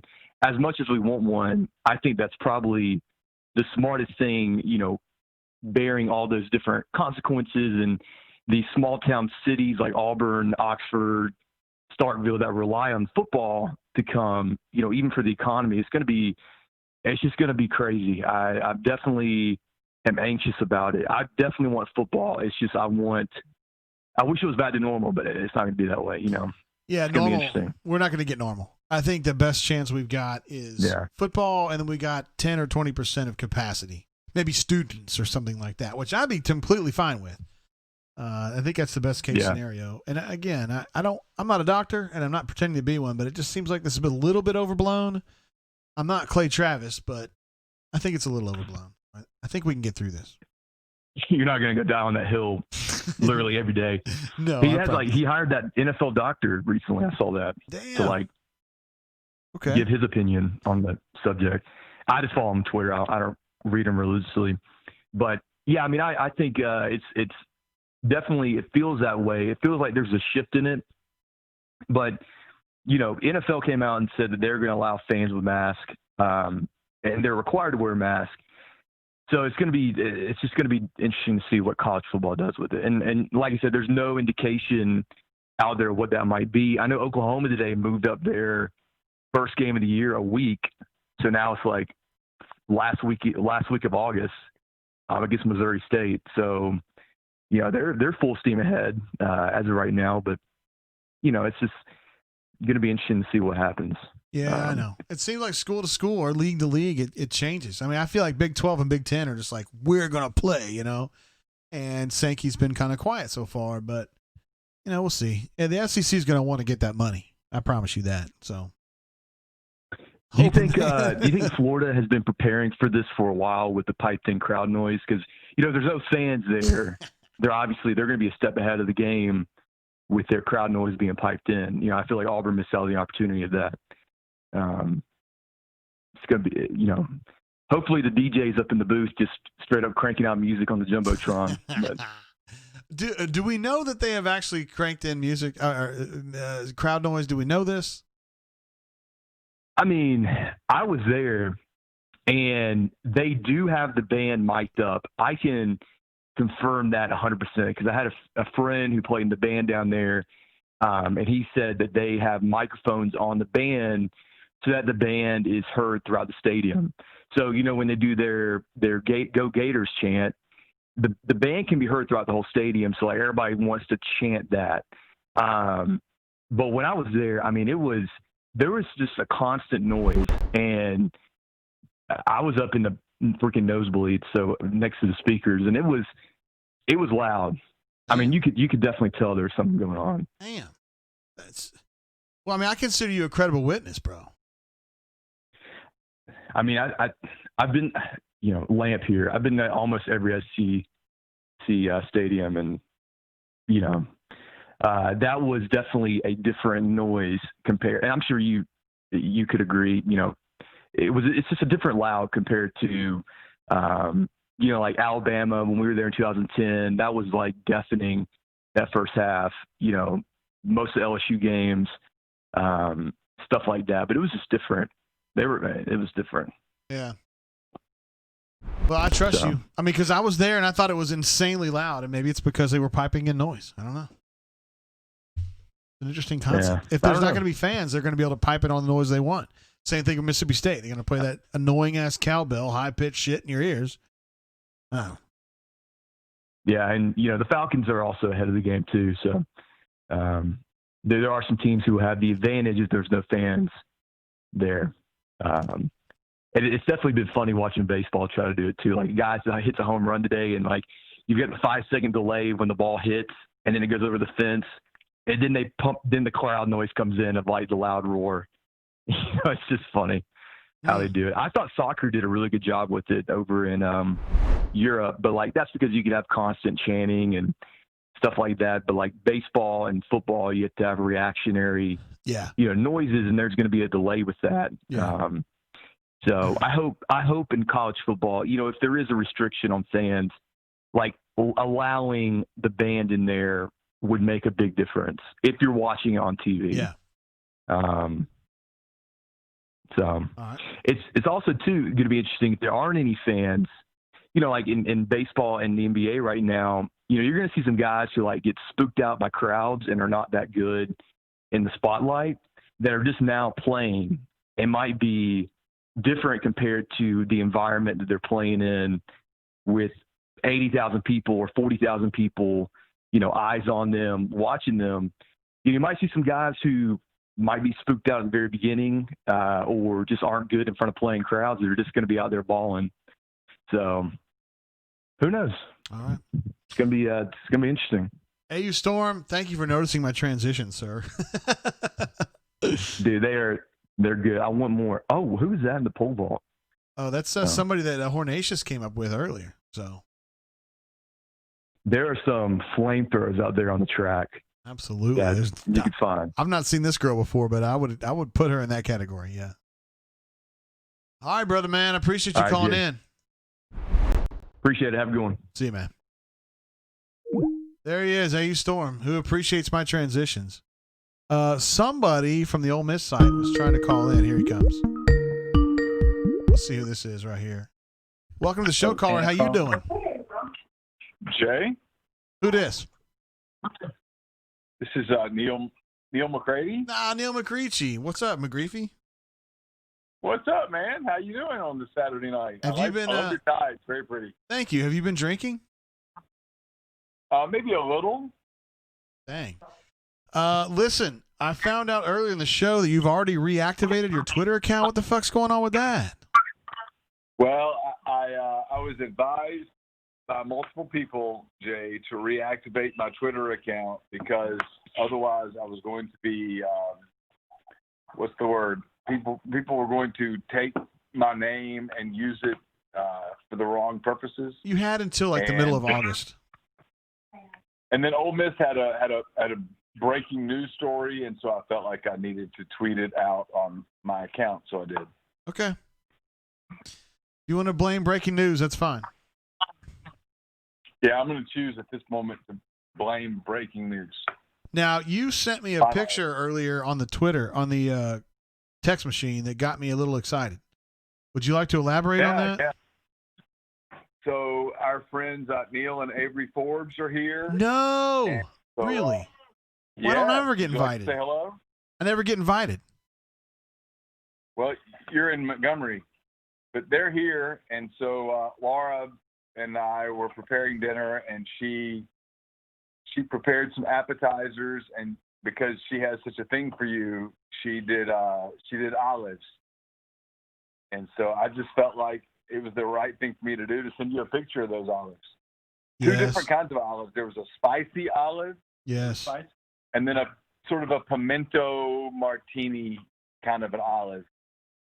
And then you had she did not feed me either of the olives, but she told me that if I were you and I had that fancy frost-tipped hair of yours, that she would absolutely feed me the olives. Yeah, I mean, she knows that you don't have any hair, Neil. I hate to tell you that. I mean, she's hanging out with you daily, so maybe she would like to have some hair. I don't know. Yeah. She tells me every morning. She wakes up. We wake up next to one another, and she looks at me and she goes, "God, I wish you had hair." And I say, "Well, I haven't had it in a while." And she goes, "I wish you could grow some and it could look like Jay's." and then she says, "And if you did, I would feed you olives right here at 6:15 in the morning." And it's kind of awkward, but it's okay. I'm getting used to it. Well, it's great to have you on the show, Neil. Is there anything I can answer for you right now? Yeah. So, do you think we're going to have a basketball season? Probably not. Why not? But I think they're going to start football, don't you? I do think they're going to start football. I think we're going to have a football season. I do too. I had some really encouraging shit go down in the last week. People I've been talking to, so I think it's looking up, brother, and I'm happy about it. Yeah, I am too. I think so. Let me ask your opinion. Do you think it's a 10-game season or a 9-game season? 9, but I think they get through about 6. Do you think they stop after 6? Yeah, I'm not saying 6 specifically, but I think there's going to be some kind of an outbreak, and these academics will get to the presidents and say, "Oh, it's really bad at Auburn or Ole Miss or Mississippi State or Tennessee, and we've got to cut this stuff off," and then it's going to mess everything up. Yeah, I'm more optimistic than you. I think they're going to play the season. I agree with you on the 9 games. I think 9's more likely than 10 because 10 is going to require adding a game in addition to what's already on the schedule. Like for Auburn, for example, I think they're going to play the 8 SEC games. They're going to play North Carolina, and I don't think it's realistic that they find another game to play. So I think they play those 9 games, and there's built-in weeks off where if Auburn's supposed to play, say, Mississippi State, and there's an issue, they can push it back to the end of the season. But I think they're going to play 9 games. I think they're going to fulfill the TV contract, and I think at the end of the day, we're going to look back and call it a success story, and Dan Wilkins going to lose his mind. Oh, he's cheering against college football, brother. You know that. Well, he absolutely is. We know this. So. It's evident, but I think they're going to play. I think they're going to set a 9-game season, and I think it's ironic. Because you and I are talking, I think the Auburn at Ole Miss game is going to be the opener for both teams. Word. September 19th. I think that's when they're going to start the season. I think the college people would like the NFL to play first. That makes sense. Just kind of get under the way, let them figure it out, and then follow that protocol. I think it greases the skids a little bit. Yes, sir. Hey, listen, next time you and Laura and Avery and the other Neil, y'all are hanging out, let me know, man. I'd love to come over there. It's not that far, and we don't have much going on, so. We'll do it. We'll try to do it on not a Saturday night so that we don't interrupt a brain drain. That way you can enjoy.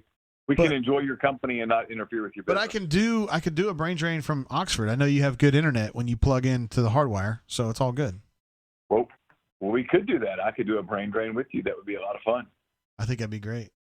Well, I guess this is where we say goodbye, partner. I guess we'll do it with G-Pits here in a couple of days, so we'll have that. All right. Love you. Bye. Bye, Neil. There he is, Neil McCreachy. I'm sorry. I listed him as Neil McGreevy. A legend over at rebelgrove.com, along with Chance the Yapper. Good folks. And he's got some cool chicks over there at his house, too. Laura, obviously he's hanging out with her a lot, but Avery F., who is a Rebel Grove person, and her husband, Neil, not Neil McCready, but the other Neil, she's also a really cool chick, too. I didn't really talk to Neil as much, the other Neil.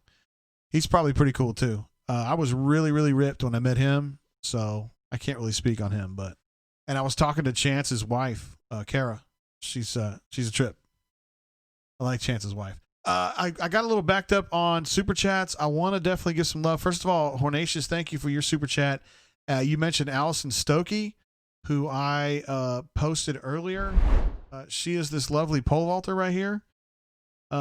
If you're into really fit chicks, I think that's probably one of your top 10 right there. She seems lovely. I haven't really seen her looking like girly per se. I mean, she's an athlete, obviously.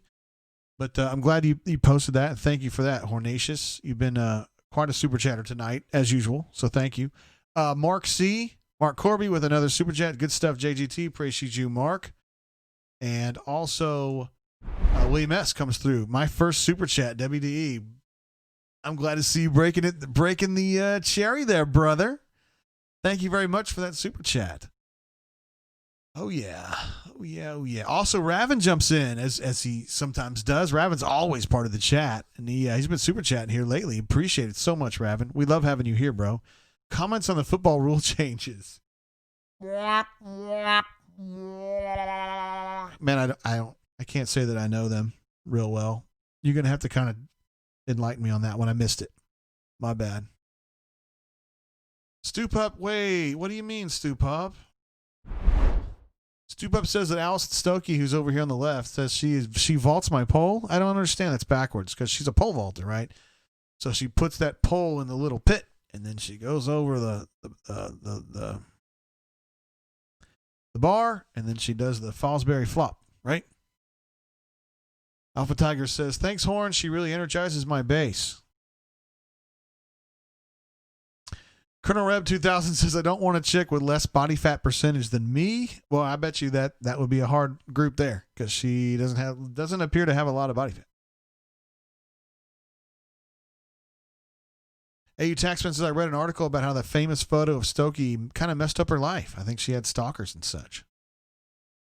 I didn't know about that. I just kind of grabbed this picture because I thought it showed the most of her, you know? Because a lot of them are just kind of, I don't know, she's a pole vaulter, so I mean, a lot of times you see the pole more than you do anything else. And as I mentioned earlier, there's Shannon Spake, who's lovely, obviously. This gal, I don't know who that is. Somebody, one of our callers mentioned her, a month ago when we were doing this, and she's lovely. This girl, I don't know who she is, but I'd really like to know more about her. And then some other folks were talking about Jen Brown, who's obviously a talented newscaster in her own right. And then Jill Arrington, of course, on the right. She stays there on the right because she's super hot. So that's what we're looking at on Guys We Adore.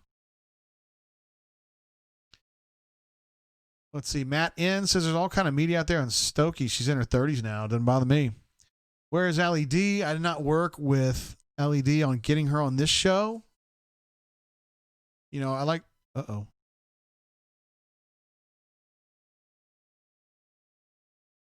This is my special guest. It texted me. Allie, I hadn't talked to her about being on the show. We'd like to get Allie maybe once a month because I think Allie's kind of doing shit on Saturday nights. I mean, Allie's probably, what is she now? 27, 28, 29, somewhere in that range. And she's probably out there, you know, in Atlanta, doing her thing, partying it up, kicking it with the peoples. Oh, looks like our special guest is good to go now. I'm glad to hear that. So we're going to call Chaz. What are you talking about? He says, I must post my Brandon Marcello as a DB post. Is this like you got to post one at least? Jenny Dell. Oh, that's who you guys are talking about. Is that the girl in the Boston? Which one is that? Hold on. So is it? No, that's a different one. Hold on. Close that one and add this one. Is it this chick right here?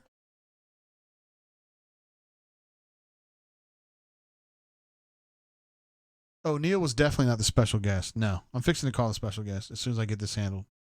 This is important to me. Who is Jenny Dell? I think Jenny Dell's the other one. I think it's this. I think it's this other one. I think that's Jenny Dell, isn't it? She's a cutie, man. Oof. AU Taxman says, what's the obsession with Allie D? She's got better things to do than hang out with us losers. I mean, that's more or less true. I mean, you guys are not losers. I'm the loser, right? I'm streaming on a Saturday night, but I think she's got better shit to do, right? She's probably out drinking most nights. I would be. I mean, I was at that age. Whew. All right, so that's Jenny Dell. I don't know anything about her except that she's extraordinarily hot. And then do we know who this one is? Do we know which girl this is? It seems like somebody told me that was a golfer, but I don't know that for sure. Let's see if anybody knows, if anyone wants to jump in on this one. It's because it was a call. It was somebody. It was a chatter who told me about this girl too, because I don't know who that is.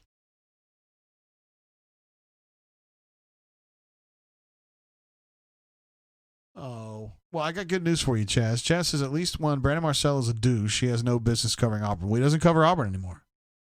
So you don't have to worry about Brandon anymore. He's like a national reporter for 24/7 now. Matt N says the girl on the left is in CBS Golf. She interviews the golfers after they're done. Well, that shows you how much golf I'm watching. I need to watch more, I think. Yikes. Girls. Oh, I bet that's who it is. That rings a bell.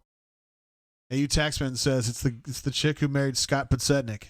Yeah, I think that's who it is. And calf game, as you mentioned, Corey W. is absolutely on point. You don't come across girls with calves like that very often. That stuff doesn't happen easily, you know? What a great name. It puts the lotion on its back. Oh, man, that's a great name. Okay, let's call this. This is our special guest. I guess I can tell you guys who it is now. It is going to be Mr. Hickory, if you guys know him from the bunker.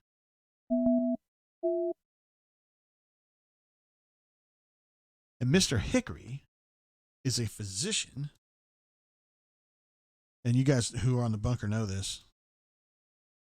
He is a physician. And he knows a lot about what's going on with, the COVID and whatnot. I just thought it was worth a call because he's a real balanced poster, you know.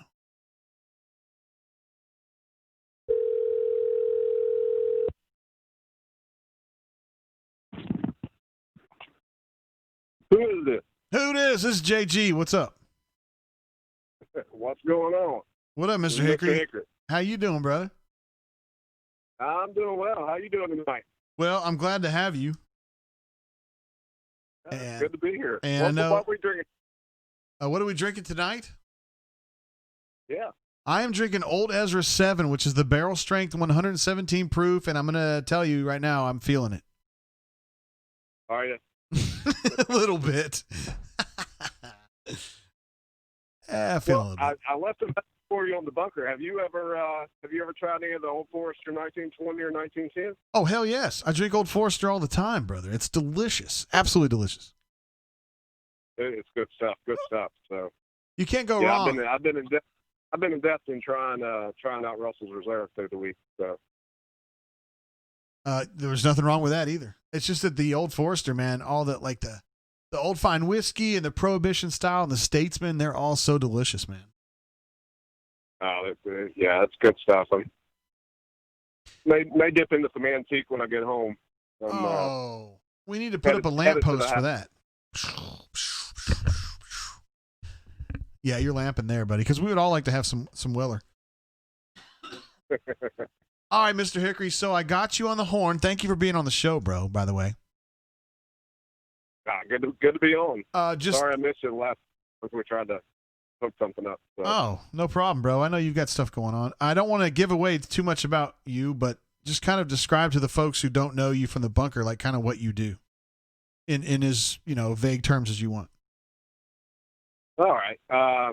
Well, I'll give a quick backstory. I'm originally from Adamsville, Alabama. I went to school with Jeffrey Lee. He was a couple years older than me. We didn't do a ton of hanging out just because, people 2 years apart usually don't do a whole lot of hanging out, but we played sports together and kind of grew up together. And went to a small college in Tennessee on a golf scholarship and played golf for 3 years, and then decided I wanted to be a bartender, and moved on to bartending and finished up school, and subsequently finished school, got into medical school at the University of South Alabama, went there and finished up, went back to Birmingham and finished my training, and moved to the Mississippi Gulf Coast about 12 years ago. And I'm a hospitalist, and so kind of my main job is to take care of you if you get admitted to the hospital. If you're sick enough to come through the ER and you're not a kid, you're not pregnant, and you're not going straight to surgery, then I'm taking care of you. So that's kind of what I do. At first, when all this COVID stuff hit, I do have a history of cancer 2 years ago. I've been in remission for 18 months, and I'm still getting some injections, but I wasn't allowed to really take care of COVID patients per our infectious disease doctors. Now I do it from a distance, so to speak. I'll do some stuff because we have gotten so busy. And also I work at Memorial Hospital in Gulfport, and I also do work for a hospice company of which I'm a medical director. And then also I work in Select Specialty, which is a long-term acute care facility that takes care of basically either patients that need long-term IV antibiotics or is on the ventilator, and it's going to take a while to get them off the ventilator. So that's kind of where I've had to start kind of taking care of some COVID patients of late. And then that's pretty much it. I'm on the bunker a good bit on my week off. I usually work about 3 weeks on and 1 week off, somewhere in there. Spent this last week in Destin and got up at 3:30 in the morning, drove back to the Gulf Coast of Mississippi, played a golf tournament today through whatever the hell Hannah's whipping out to us. And that's kind of where we are. I just got done fitting up some teams on the Calcutta. So, I mean, what I want to ask you is, should I be scared of COVID? I mean, I am 48 years old. I don't have any comorbidities, but at the same time, is this a scary thing? It is scary. If you're 40 years old and, don't have any comorbidities, I mean, even if you catch it, you're going to live 99.8% of the time, or whatever it is right now. It's those older than 60 with comorbidities that we see the biggest issues in. Basically, I don't get into too much of the death bros versus haircut bros conversations on the bunker. I've gotten lumped in with a lot of the death bros.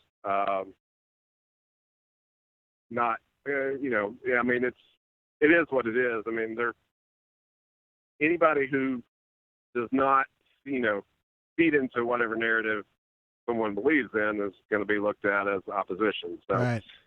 And I get that, and I get, attacked by a few posters every now and then, but all in all, I enjoy kind of giving you guys updates and kind of letting you know what we're seeing on the ground.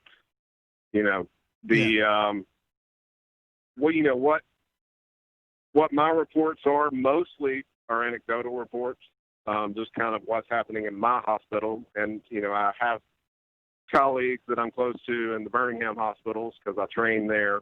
And I also have, a good many, in the Southeast. So I kind of have an idea as to kind of what's going on. I had given some updates about a week and a half ago that we were seeing our real big spike in numbers. It's since kind of slowed down. I'm hopeful. I mean, we kind of don't know kind of where this is going to go right now. We don't trust our modeling too much, which is fair right now. And I certainly understand, people not trusting the models at this point. So we're just kind of waiting and seeing. We are seeing a good bit of a younger population even being admitted, although, they usually get over it pretty quick and they're out of the hospital in 2 or 3 days, even if they do have to come into the hospital for an admission for COVID. That's about it. I'll try to answer any questions that are coming through. I can't see anything, so. Understood. Hornatius wants to know if being ugly is a comorbidity. If what? If being ugly is a comorbidity. I feel like it most likely is. It is for me, I'm sure. I guess what I want to ask is, I mentioned this earlier in the show. I'm not a physician, although my dad is, but he's not practicing anymore. It seems like you guys, as physicians, are getting a better understanding of how to treat this. I know there's not a vaccine or anything, but you guys have a better grasp on kind of what it does and how you guys can slow the bad things down, right? Correct. We've actually gotten pretty good at treating it. That being said, if we do have a patient that comes in and ends up on a ventilator, then their mortality is extremely high. But we're trying to do kind of last resort. Going to the ventilator, we're using lots of high flow oxygen, BiPAP, which is basically positive pressure that we kind of force in to the lungs through a mask.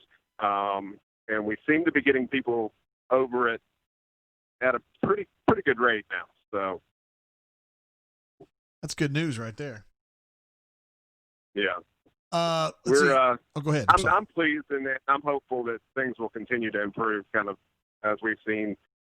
As I was kind of telling the bunker earlier in the week, I think kind of what we're seeing is a more contagious type strain, a more virulent type strain that is not quite as lethal as what we were seeing early on. And that has to do with most likely, the very lethal strains burn themselves out because they're not able to infect as many people. Basically, they kill their host too quickly. Yeah. So, but so you definitely think there's different strains out there, right? What's that? You think there's definitely different strains of this out there, right? Yeah, as of last count, we know of at least 12 different strains of COVID-19 or this, SARS-CoV.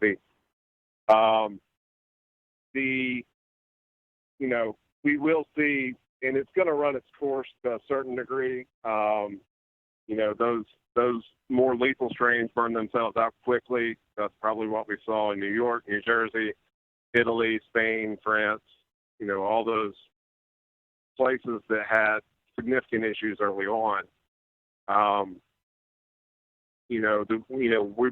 We've been seeing a spike in numbers for the last 3 to 4 weeks, and we're seeing a spike in hospitalizations, but nothing compared to what we saw early on. Yeah. That kind of leads back to, this being more contagious, more people are getting it. We've had a ton of nurses go down, or not go down, but basically, be out of work for COVID. But most of these were actually community spread. We're not seeing a ton of, hospital spread. We actually had at the hospital that my wife works, she is a cath lab nurse and works in the CHF clinic. The entire cath lab was diagnosed with COVID, but not from working together. It seemed to be from an island trip that they were all sharing drinks and having a good time. And, there was 4 of them that caught it. And then, we believe 2 more kind of caught it possibly at work. It's hard to say, but they all kind of went down, but they all had fairly mild symptoms because most of those that work in a cath lab, they're less than 40 years old or less than 35 years old, don't have many kids, and cath lab is a rough job for yes, for people. That's a difficult job. And that's where I know Dr. Cunningham, Michael Cunningham, Neil's guy. He actually works in the cath lab with my wife, so Yes, we had someone asking earlier if you knew who Dr. Mike was. So there you go. Yeah, I do know Dr. Mike really well. He is one of the more impressive cardiologists regarding interventional, catheterizations or angiograms, arteriograms, that sort of thing. He does stuff that better than most Birmingham cardiologists I've seen. So Word. he's good. He's a good guy, and bedside manner is lacking at times, but I hear he kind of gives a good many more updates than I do to the Ole Miss board, and No, you're keeping them great. abreast of the You've been situation. awesome, So, Mr. Hickory. You've given so many updates. It's been awesome. From what you've seen, do you think they're going to play football? I mean, you're the kind of person they would ask about this kind of thing. What would you tell if Dr. Googe called you and said, "Should we play football?" Well, I see the NFL trying to play for sure. That's more of they can control their environment a little bit better than you can with college kids. I think I put on the bunker that I put it at about 20%. The owner of the hospice company that I work at was roommates with Pete Golding, which is the defense coordinator at Alabama, and we kind of were on a speakerphone call with him a few days ago, and he was saying they're preparing as though they're going to play, although the coaching staff really doesn't feel that they're going to get through it.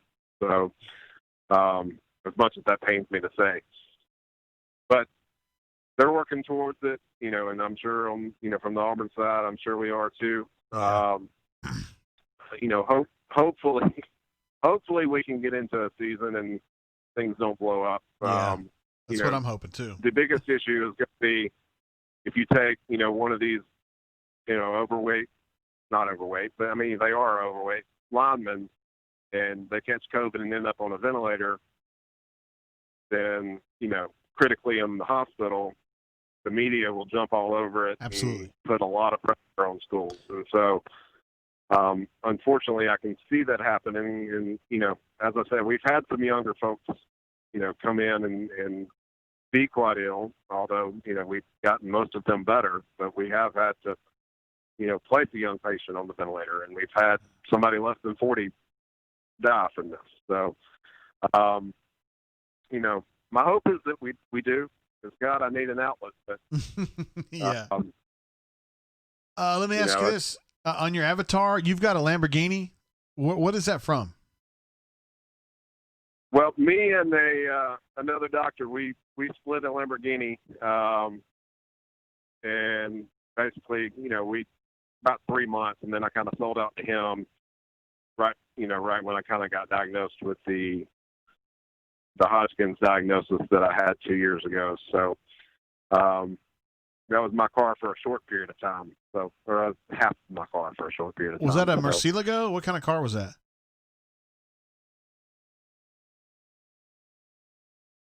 You still there, bro? I'm sorry. I'm driving. Sorry. Is that a Murcielago? What kind of a Lamborghini was that? Yeah, it was. So, and it was an older one. But he had bought it out, and then he was trying to get a McLaren, and kind of offered, a chance to kind of go in half, and we can kind of split the car, although I didn't get to drive it that much. And there's, not many places you really want to run a Lamborghini. No. So, but it was nice to look at, and it was fun having it for a few months. So. Hell yeah, that's awesome. I mean, are as someone who's gotten through cancer, I mean, you had to make a decision to kind of get back into this, knowing that COVID puts you in a bad situation. I mean, tell me about that decision to stay, doing what you're doing, even though you're kind of at an advanced risk. Yeah, I feel much more confident in my, otherwise I'm a fairly healthy 42-year-old, at this point. So, and I do still get some infusions, but I'm not, really classified as immunocompromised at this point. And I feel much more comfortable with the precautions that we take, the availability of PPE and, the stuff that we need to be able to take care of these patients. That being said, I do a lot of telemedicine on those patients that I have to see. And honestly, if I have to admit one to the emergency room and I'm the on-call doctor, I depend on the ER doctor who has seen the patient and, for an exam, and I will go talk to the patient from 12 to 15 feet away and get a story and their history and that sort of thing and kind of make treatment decisions based off of that. So, as I said, I was a lot less confident in kind of, being able to take care of these patients early on. I'm a good bit more confident now.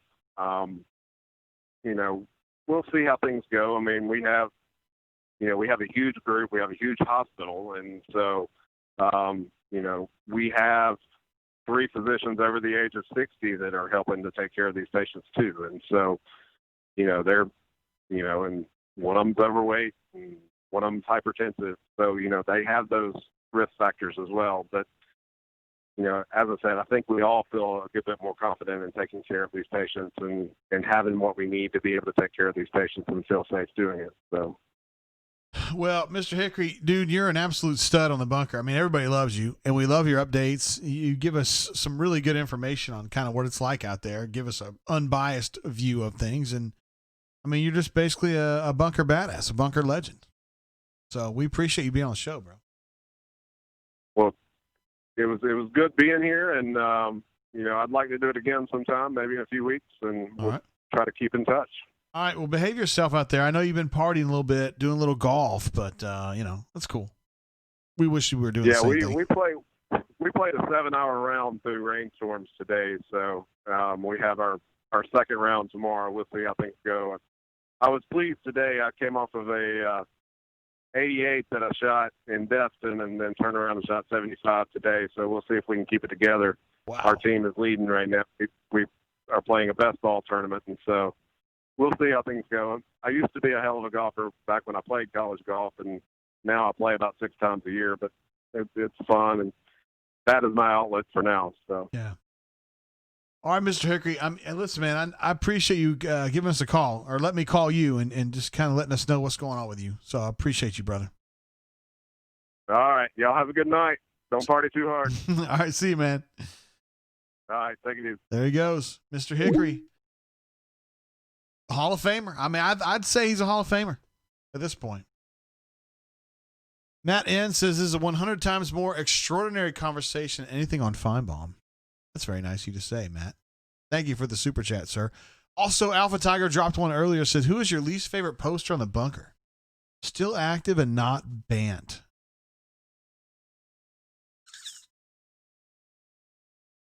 I mean, let me think about that for just a second. I kind of want to think through it. So, because Charlie 5's like the one that I want to say.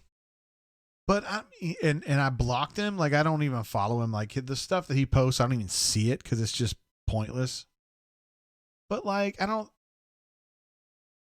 I don't like him, but I don't like the worst.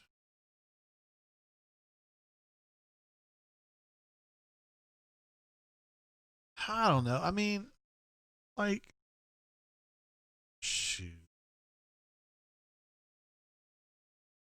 That's a tough one, Alpha. I got to think about that, bro. I mean, I appreciate the super chat, man. Nobody really just jumps out at me, to think. I mean, DM8, but I don't really have a problem with him. Like, I think you guys know, and Knotted Shorts has talked to you guys about it on the bunker, that, I have some questions about what's going on with that account. And I don't understand why DM8 lives to fight with people and then gets mad when they get aggressive with him. I don't understand that. So that pisses me off. But again, I don't think DM8's a bad guy. I just think he's there to piss people off. Charlie 5 to me is just like white noise, just like there's just nothing there, absolutely nothing there. Big time Aub, same thing. I mean, they're buddies. And there's this dude that used to post. I don't even know if he posts anymore because I've had him blocked so long. Because there's no need. AU is it? I mean, he's horrible, like horrible. Just a terrible poster. I don't even know. I mean, like if somebody posts 500 times and I'm like, there's been no value in 500 posts, like I'm done. I'm done with that person. Yeah, Love the Cat says it's DMA's delivery that sucks. I mean, like DMA, like he's not a bad person. Like, he's not. He just wants to fight with people, right? He just wants to fight. He wants to be there, and he wants to be the contrarian, and he wants to. Stump does some of that too, although Stump doesn't bug me nearly as bad as DM8 does. But on the other hand, DM8 does know his basketball, and he's pretty useful. I mean, he knows what he's talking about. He knows how to write. I don't know. If I had to say, I would probably say AU is it. I mean, like, he's just worthless. Like, I just don't see any reason to deal with that person. But I don't think he posts a lot anymore, so I don't know. Anyway, Matt N was saying extraordinary because Feinbaum loves to describe his interviews that way when they're done. I don't listen to Feinbaum, that's why I didn't get that joke, but I will say that. It was an extraordinary conversation with Dr. Hickory. And also, Doc Dumpster would have absolutely shit his pants if he had. When he said, I half owned a Lamborghini. I mean, shit, are you kidding me? When I was in 8th grade, I had a friend of mine named Chris Rittenberry, and her dad was an oil executive, okay? So I went to a private school, in Tulsa. I'll tell you guys that. No big deal. My parents didn't have a lot of money, but we had enough to go to private school, rather, I guess.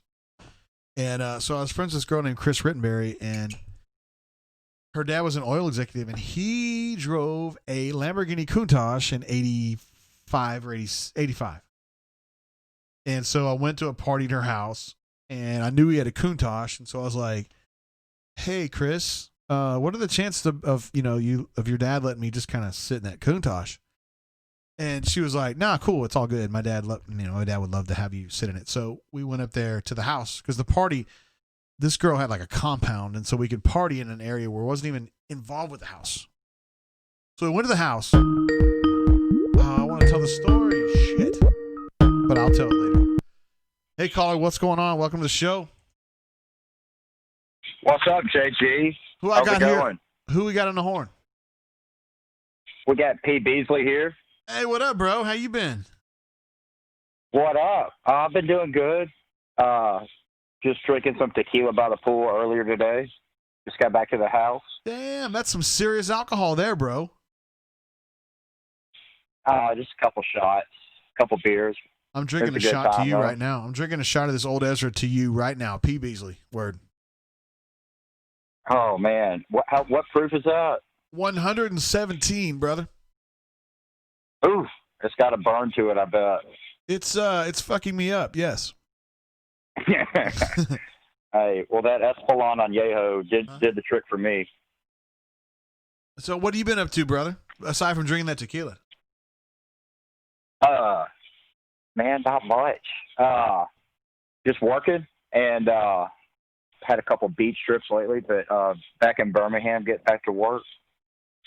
Hey, I was going to see if you're down for a little basketball talk tonight. Hell yeah, I'm always down for that, brother. Heck yeah. Well, I saw that NBA's about to crank up next Thursday night, so we have a little hoops to watch.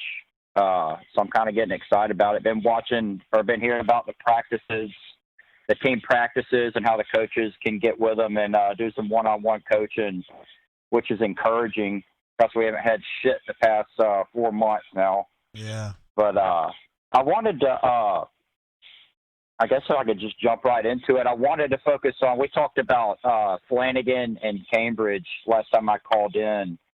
I wanted to talk about 2 other guys tonight and get your opinion on them. Yeah. Well, I wanted to talk about Turbo, and I wanted to talk about Stretch. Because I don't think we've really, obviously, they didn't get a lot of minutes last year. Correct. and they're pretty big unknowns going into this year. I think they both have a lot of potential. But I kind of wanted to get your take on both of those guys. I guess start with Turbo and what his role would be, and if what you've been hearing about him and seeing what he would bring to the table for next year's team. And then obviously Stretch, who I've been hearing a lot of good things about in practice and his development and putting on some good weight and what he can bring to the table as well. So I was going to let you have the floor and give me your thoughts on that. Hell yeah, be my pleasure. So Turbo is a combo guard. I think they signed him hoping that he would be good enough or they could improve him enough to be a really good ball handler and be like a 1, but I don't think he showed a lot of progress last year as far as ball handling goes. So now it's kind of like he's an undersized 2, and they're hoping he could be good enough to be a combo, just kind of like a part-time point guard. So I think based on his trajectory right now, he would be a backup who could help at the 1 or the 2. I don't think he's a starting point guard, and I don't think he's a starting shooting guard. He's very quick. He's just not a great dribbler, and he doesn't have intuitive passing per se. So I don't really know where he fits in. If he improves his 3-point shooting, I think he could be kind of a benefit off the bench to help them at both of those spots, but I just don't know where he fits in. Stretch is a quintessential BP like center, 5, a little bit undersized, but he's extremely long. He's going to be faster than everybody that he defends. And he's great in transition. To me, he's like a better Anthony McLemore. He kind of looks like Anthony. He's a little bit longer maybe, but he hadn't had a broken leg. And so he's a very athletic, fast, bouncy, gets up and down, runs really well, dunks the basketball. Not a lot of shooting range, but he just kind of gets around the basket and does things with the ball. I mean, that's kind of what I see from Stretch. Very active. Yeah. Oh, yeah. I'm excited about both guys. I think, looking back on last year, I really think Bruce probably wished he could have played Turbo a little bit more. But I think, obviously, once we got into the SEC season, I know he had an injury, right? He had an injury kind of early on that kind of slowed his development. Am I wrong about that? No, he had a high ankle sprain, absolutely, and it messed him up for like 2 or 3 months. So that was a big deal, yeah. Right, and obviously his biggest attribute is probably his quickness and his speed running up and down the floor. So I'm sure that hindered him a lot. But I guess what I noticed is he would get into the non-conference games a little bit, and he tried to play him, but it looked to me like he didn't trust him very much, and he kind of floated around and kind of, I guess he wasn't familiar enough with the system, and I don't know if he kind of played outside the system, and you'd see Bruce put him out there, but he kind of pulled him pretty quick. Do you think that, I guess him being a freshman and obviously coming off an injury, I don't think he had a lot of trust in him. But I've heard that he's a decent shooter. Is that what you've been hearing? He looks like a guy, when you watch his tape, he can attack really well, and he's really good on the break, and he's really good attacking the basket, getting up and down in transition. But I heard he's potentially got a pretty good outside shot. Is that what you've been hearing? At least decent, yeah. I mean, I don't know if he'd be a sharpshooter the way Justin Powell could be, but I think he's a solid 3-point shooter. I think he's more of an attacker. The problem is that Sharif is an elite attacker, and he's probably not as good as Sharif. So, he ends up playing behind Sharif, and I think that's what he'll do this year, and then we'll just kind of see what happens. I mean, Sharif's not going to be here forever, and we'll just have to kind of see what he grows into. I mean, listen, man, I covered Kentucky back when Tony Delk was coming through, and Tony Delk kind of got shit on a little bit. He was in this same position. He wasn't really big for a shooting guard. He was the size of a point guard, but he wasn't a point guard. And so Kentucky was kind of like, what are we going to do with this guy? Well, he ended up being a terrific shooting guard, kind of a combo a little bit, ended up going to the NBA and played a number of years there. So, I mean, he ended up being a terrific player, and I think that may happen with Turbo as well. I love his attitude, and he plays his ass off. I mean, it ain't like he's just chilling on the bench. I mean, he's busting his ass trying to get minutes. So, I mean, he's going to get a chance this year to play a little bit, and I think he's somebody people should get behind. He's a lot of fun. He's a lot of fun to watch.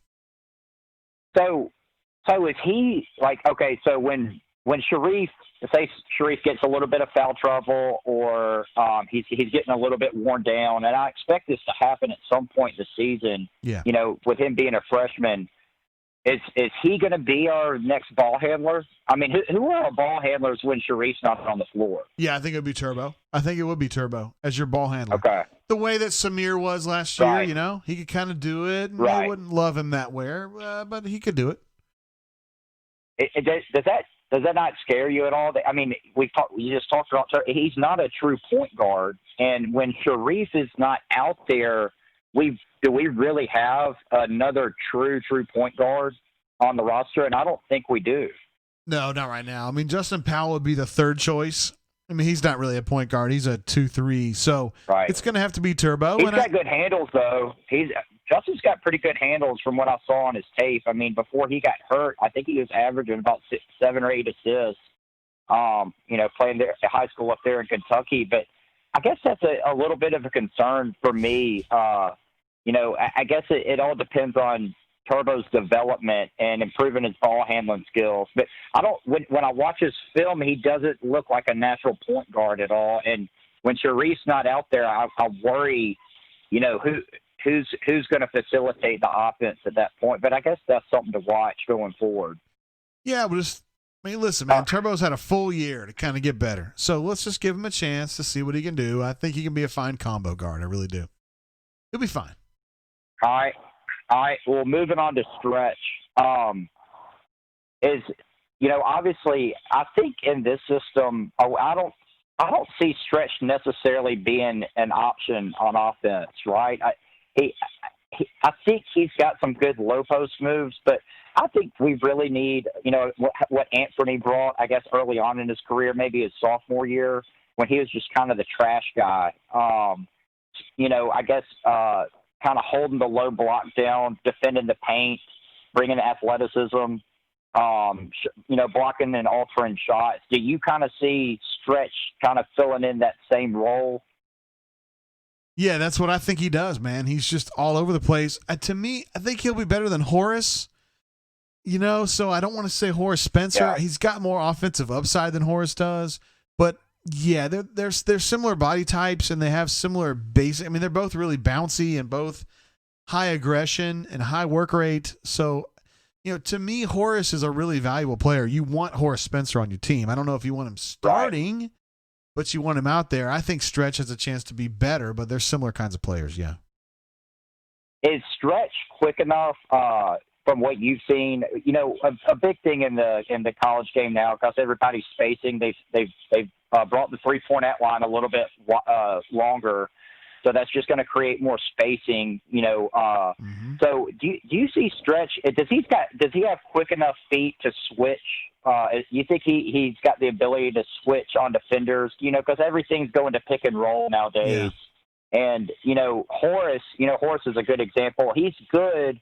But can you know a big thing for your 5-man, because you're going to be in a lot of pick and roll situations defensively if you're a 5 guy, especially in the SEC with the quicker point guards we've got. God, I mean, looking into next year, there's going to be some good talent across the board with some quick guards out there.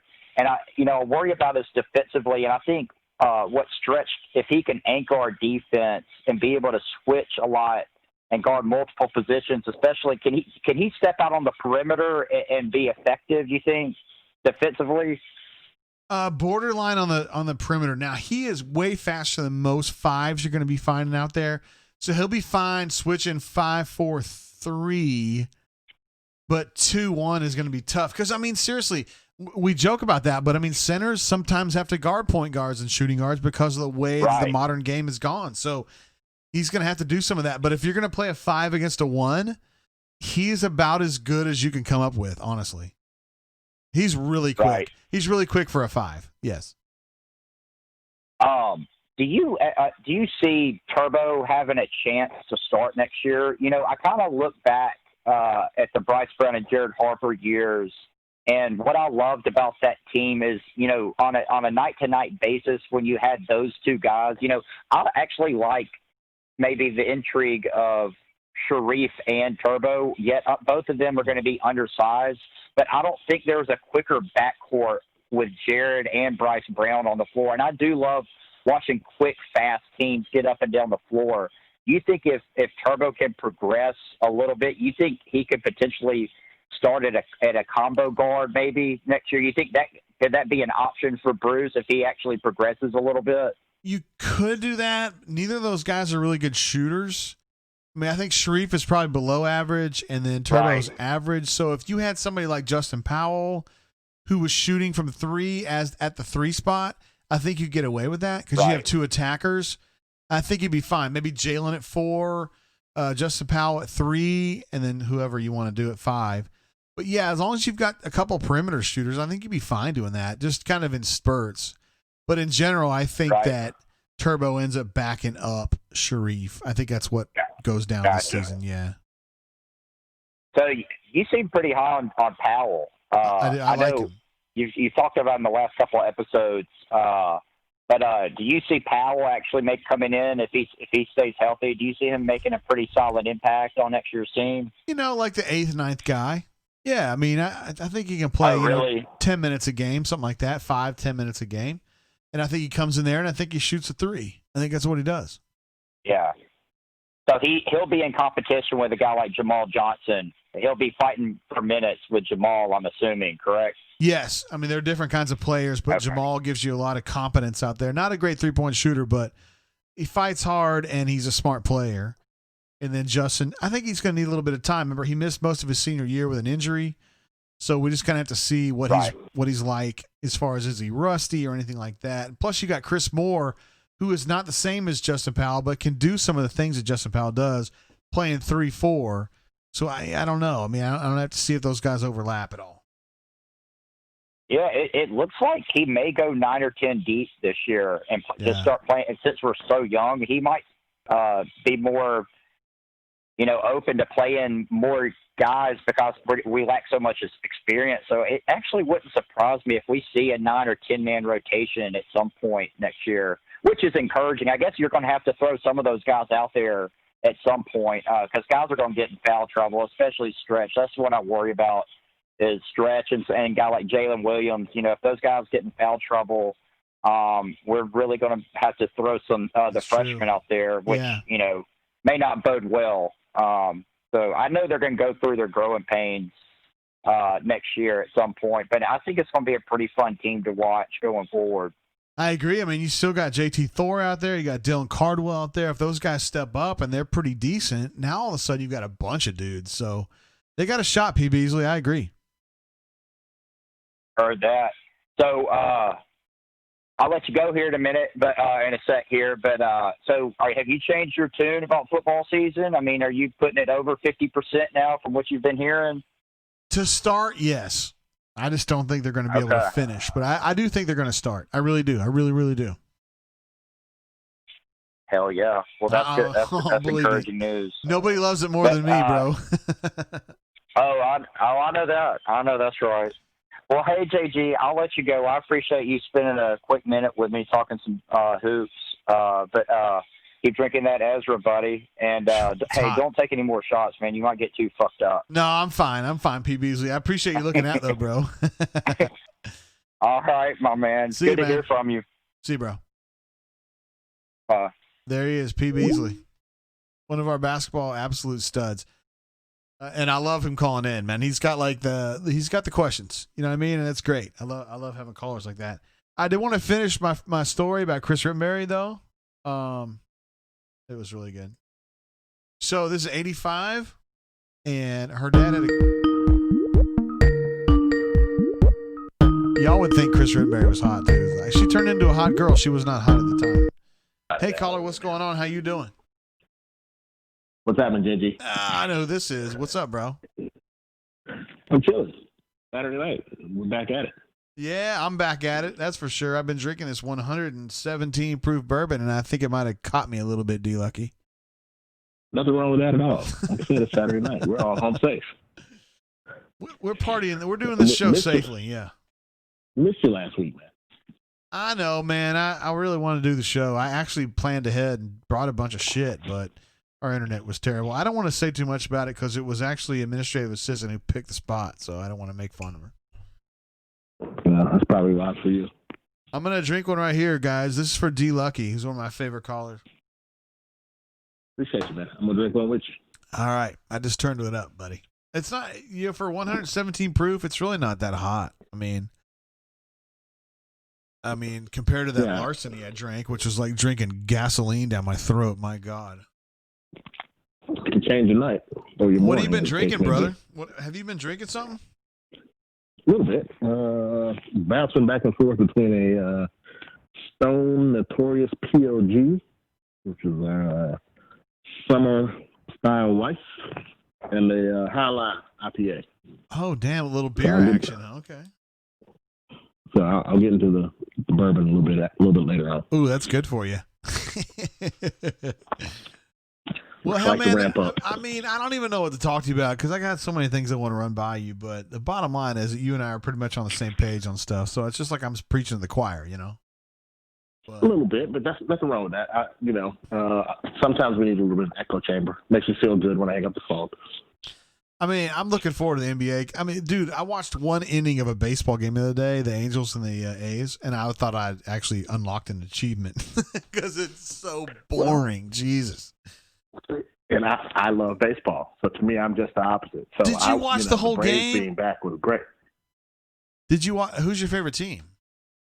I'm a Braves fan, so it was great comeback today.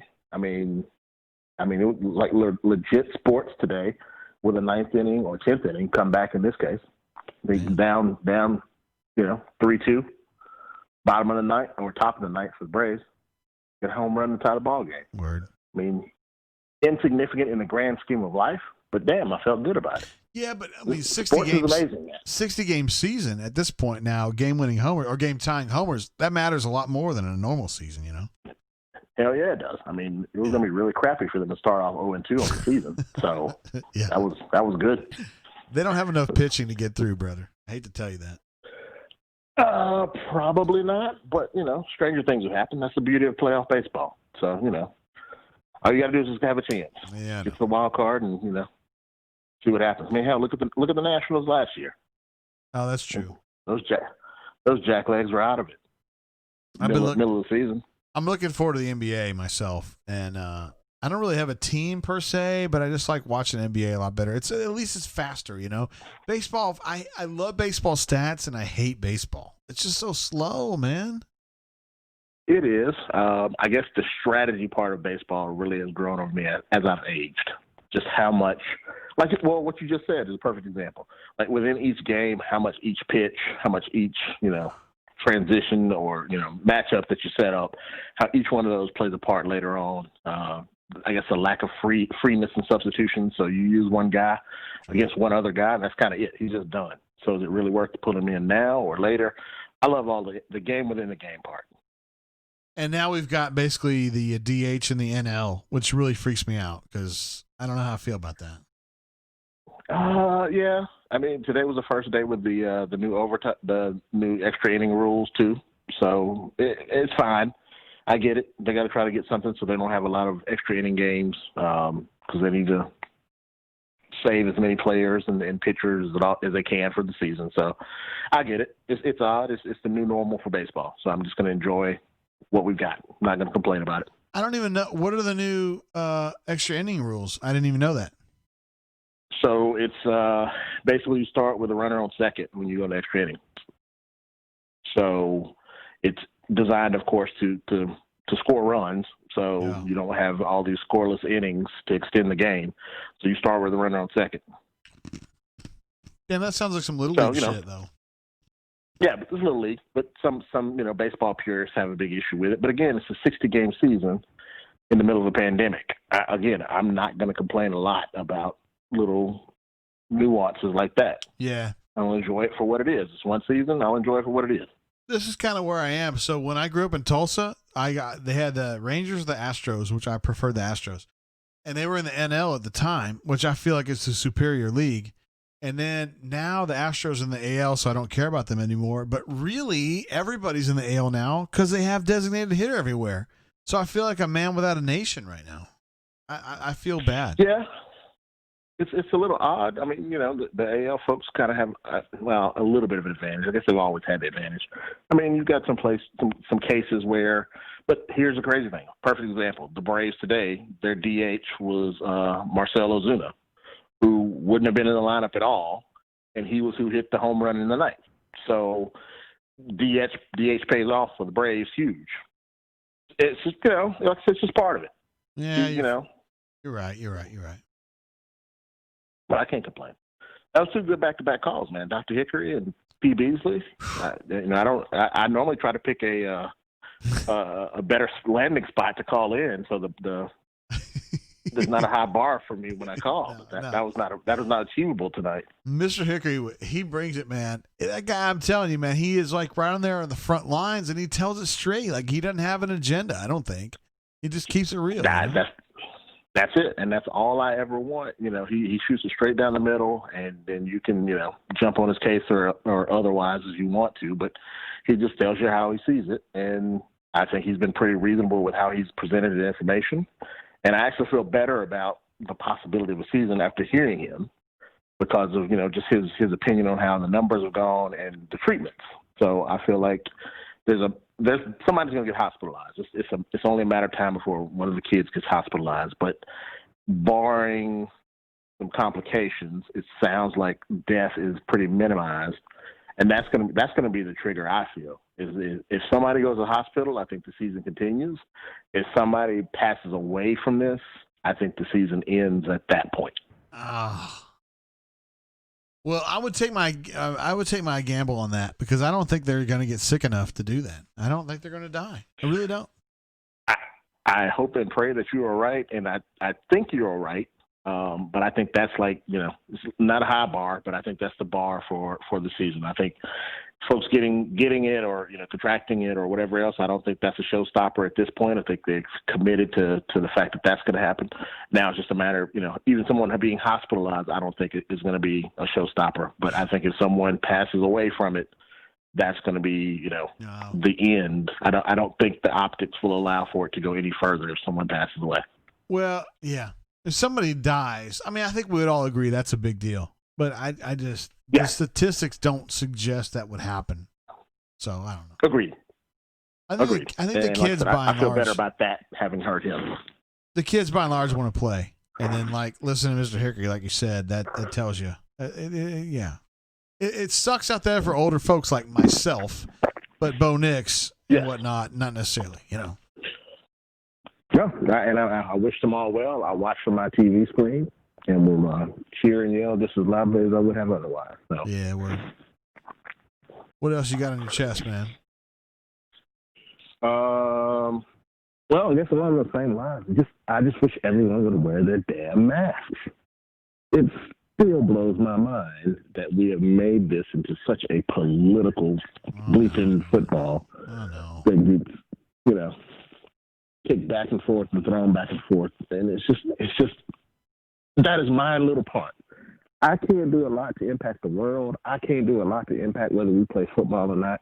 But if there's a infinitesimal amount of influence that I have, I'm wearing a stupid mask when I go to the grocery store or gas station to buy my beer or bourbon, then I'm going to do that little bitty thing so that I can help that little bit get closer to football season. Word. And I don't get my folks like that. Just that alone. I mean, I wear a mask all the time when I'm out, but I'm in Montgomery, and we've been doing a good job with our numbers. I don't know what y'all are like up in Madison County, but we've been all right down here. It's Birmingham. It's the problem for us, right? Yeah, in state. But we've done well between Madison and Limestone County. We've done well. We have spiked just like everybody else here in the past few weeks, but relatively well. But it's just, I just see too many folks. I mean, I go out and pick up food or whatever, and you go in the restaurant, and there are people that just have the mask off in the, the little lobby or waiting area. Yeah. Waiting to get in there. It's like, bro, you couldn't keep it on for 10 more minutes until you at least got to your table. It's not that heavy. I mean, No. it's like, it's kind of like my theory when I'm drinking, man. The 12-ounce turtles get lighter if you just keep doing them. That's it, man. That's it. Simple, just simple math. So I don't know. I just that's kind of my the soapbox that I've been on lately. All right. To be fair, I've been wearing my mask everywhere when I'm out, so I'm good. I'm part of D. I'm Team D Lucky right there on that one. Then look, everybody on Team D Lucky, appreciate you because either you're with us or you're against us.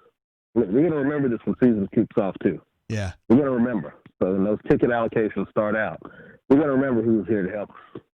It was you, D Lucky. You were here, man. Brother, I appreciate you doing this show. Like I said, it was I was in shambles last week. I didn't know what to do with myself. No, my family was looking at me. My family was looking at me like, "Don't you have something to do? Why are you in here with us?" Oh no. So it all worked out. Well, I'm here for you, brother. We made the most of it. Thanks for calling in, bro. Always, man. Again, appreciate you. Appreciate the shows. Everybody stay safe. All right, D Lucky. There he goes. I mean, D Lucky to me, he's a brain drain Hall of Famer, no doubt. I mean, there's no doubt. I mean, Bunker Hall of Famer, he's working his way there. I think he's an absolute beast myself. I'm glad you called in too. That's like probably 15 consecutive brain drains you've called in. And you know we love you. Hell, man, I got a whole list of shit I got to finish talking about on here because we have so many calls. The Lamborghini, Chris Rittenberry. Have we gotten to the bottom of this yet? Chris Rittenberry, she wasn't. She's a friend of mine from high school. She ended up moving out not too long after she was in like 8th or 9th grade. I don't know. I was gonna show you a picture because I felt like it was worth like you guys seeing that because you know how we do on the bunker.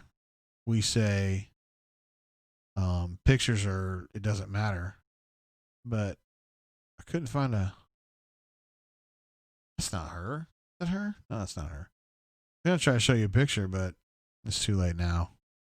She lives out in rural Oklahoma, so I don't have a picture of her. But anyway, so her dad was like an oil executive, and so I was like, "Hey, can we sit in his Countach?" And she was like, "Yeah, I doubt your dad's gonna my dad's gonna be fine with that." So we went up to the house, and I got in a Countach. I mean, I wasn't gonna drive it. I was 13 at the time. And I sat in a Countach, and I was like, I remember thinking to myself, this is not the last time I'm going to sit in a Countach or Lamborghini. And it's definitely the last time I sat in a Lamborghini. And I brought that up because our man, Mr. Hickory, said he owned part of a Lamborghini earlier for a period of time. And so that car, which you see in his avatar or his signature, I don't remember which one, was his car at one time, is a Lamborghini. That's actually Murcielago. But anyway, I thought I would be sitting in Countaches my whole life. I don't know why I thought that. It was stupid as hell. Let's see some other. Georgia Rebel had asked me to ask about Dr. Mike from Rebel Grove, who does a lot of updates. It turns out, as he mentioned, Dr. Hickory and Dr. Mike know each other. It's pretty cool. And then Dr. Hickory said there were 12, and he knew of 12 different strains. Holy shit. I didn't know that. Have you guys seen that in the news? 12 different strains? Holy shiz. Okay. We were also talking about Casa Bonita. So those of you who are South Park fans know about Casa Bonita because they did a show about it. But Casa Bonita was like this, like a theme restaurant that they did. And they wanted you to feel like you were in Old Town Mexico when you went there to eat Mexican food, right? So, normally, you show up in your local Mexican restaurant or, whatever. And, maybe they, like in my local Mexican restaurant, they have like a little fountain. But there's not much to bring you to old school Mexico, right? So Casa Bonita was trying to bring that to you. So, like when you went in there, it was an immersive experience. They had one in Tulsa. And they had one in Denver. And I guess the South Park guys had spent they're about my age. They would go to Casa Bonita in their teen years because there's one in Denver. There's one in Tulsa too. And you would go in there, and it was just like everywhere you went, it was like you were in Mexico, well, a suburb of Mexico City. There would be like, there'd be like houses and like people up on the roofs and stuff, and they would be like being really happy and celebrating and drinking beer and partying and shit. And that's what you thought Mexico was like. They also had a big ass like arcade, and you could order your food, and they would bring it to you, and you would like dine in what looked like a Mexican like street or whatever. It was so immersive, and it was awesome. I went to Casa Bonita so many times as a kid in the 80s. I think it's closed now, but it was down on Lewis. That was the name of the street, Lewis. And I would always be clamoring to tell my parents, like, hey, man, I want to go to Casa Bonita. And I think they thought the food was just so they didn't want to go that much. But they would go some. It was really fun. I had a great experience there. Leif B says Ted's is the best Mexican restaurant in Tulsa. Yeah, I don't know where Ted's is, bro. I haven't lived in Tulsa since 90, so I don't know. But I will tell you this. I used to eat our favorite Mexican restaurant when I was a teenager, though, despite Casa Bonita, it was a long way from my house. We would go to this place called Alfredo's. And Alfredo's had a dude named Jose who was like the singer, right? So we would go eat there, and Jose would be the guy with a little guitar, and he would be singing songs, right? And he sang the song called like Donkey Song, right? I love the Donkey Song. And he would go, okay, everybody, here we go. And so the chorus was right? They sound like a donkey. Like, I guess that's what a donkey sound like. Turns out, years later after I left, he was a drug dealer. And he was selling drugs out of the jalapenos, out of the restaurant, Alfredo's restaurant. I couldn't believe it. It's unbelievable. And Jose, of all people, who was my favorite. I mean, I have pictures of Jose. I have a shirt from Jalapenos. From Alfredo's, rather. Because I love that place so much. I was like, hey, can I have a shirt? Because I feel like I could work here. I feel like I know you guys well enough to live here. So I would wear it when I was at college, and I was like, oh, yeah. This place is a great restaurant in Tulsa. And then he's a drug dealer.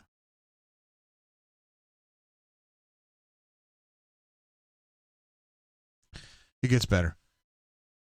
I know what this means. Administrative assistant is like, this is her first in-person warning, but she's given me several text message warnings that I'm too lit.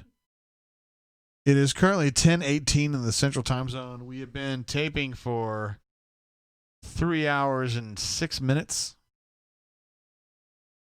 And it's 117 proof, but I've been good. I've been drinking my water just like Ravin told me to do. He told me to stay. No, you need to stay your ass back, okay?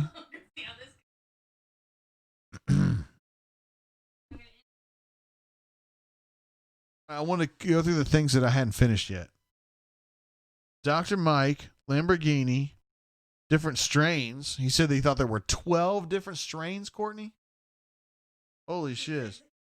Casa Bonita, Chris Rittenberry's dad's Countach, which I've already gotten through. Chris Rittenberry, by the way, is back in Oklahoma. I didn't know that.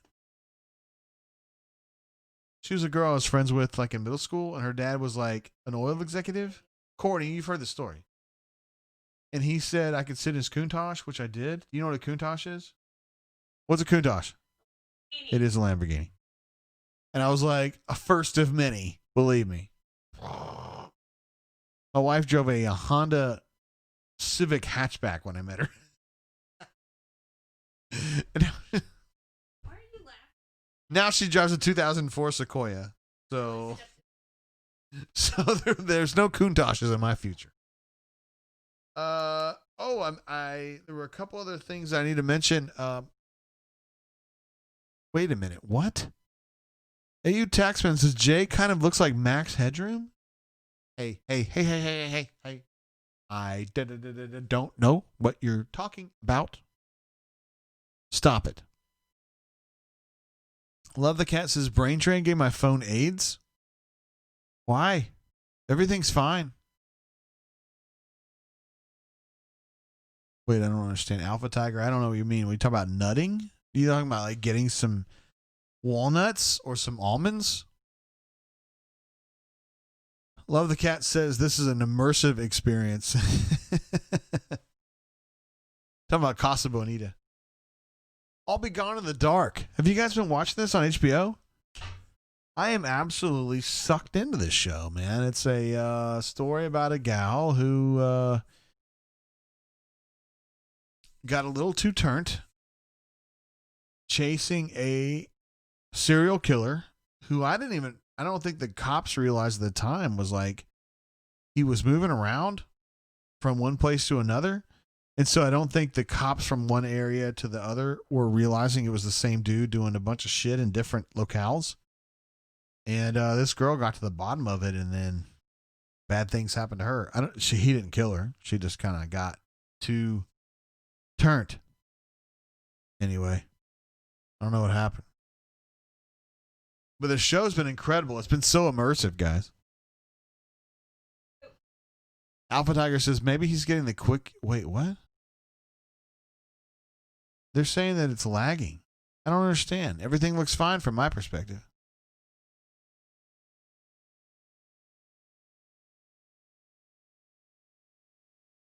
Raven says, who unplugged the internet?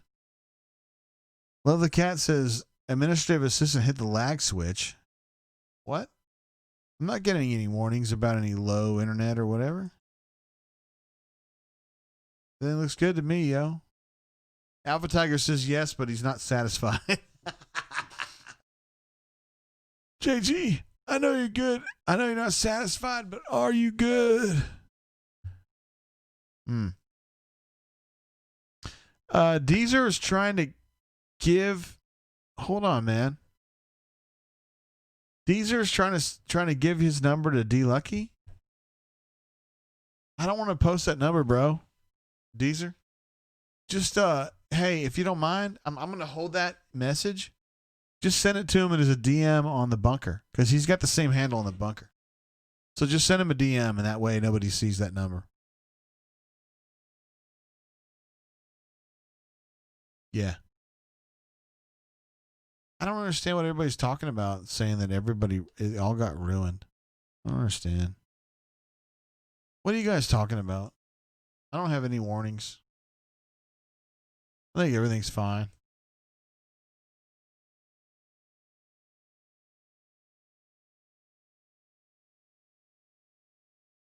Hey, what now? Are you serious? Oh, no. I'm not getting any warnings at all.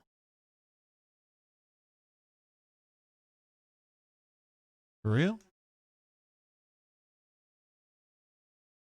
Huh. It's crazy.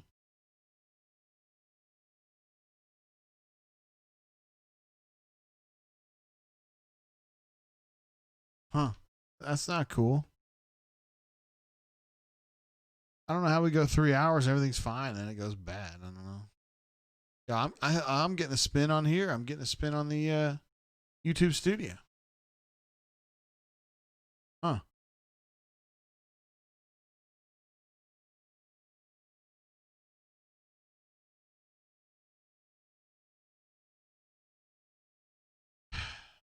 Shiz, man.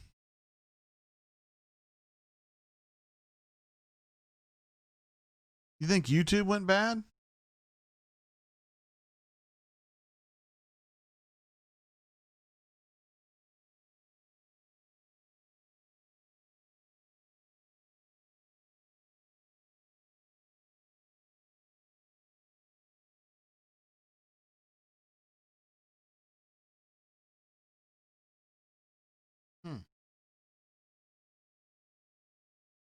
I don't know what to do. I'm not getting any warnings on here. Everything looks fine.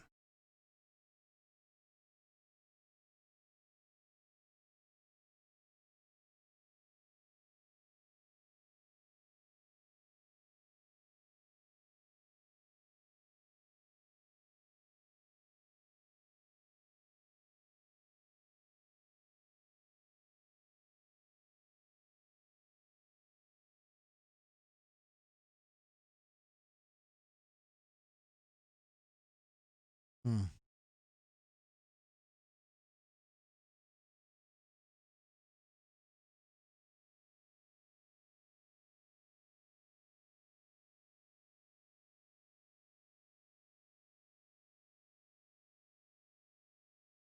I mean, they're still chatting, but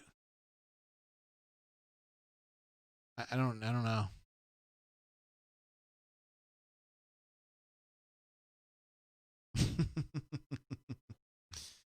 I just got a super chat from Love the Cats.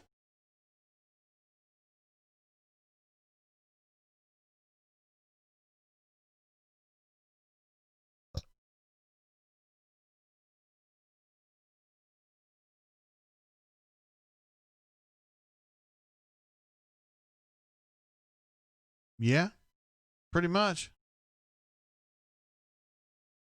I mean, I don't see anything. I mean, I can see when I go to the YouTube site, I can see that it's spinning, but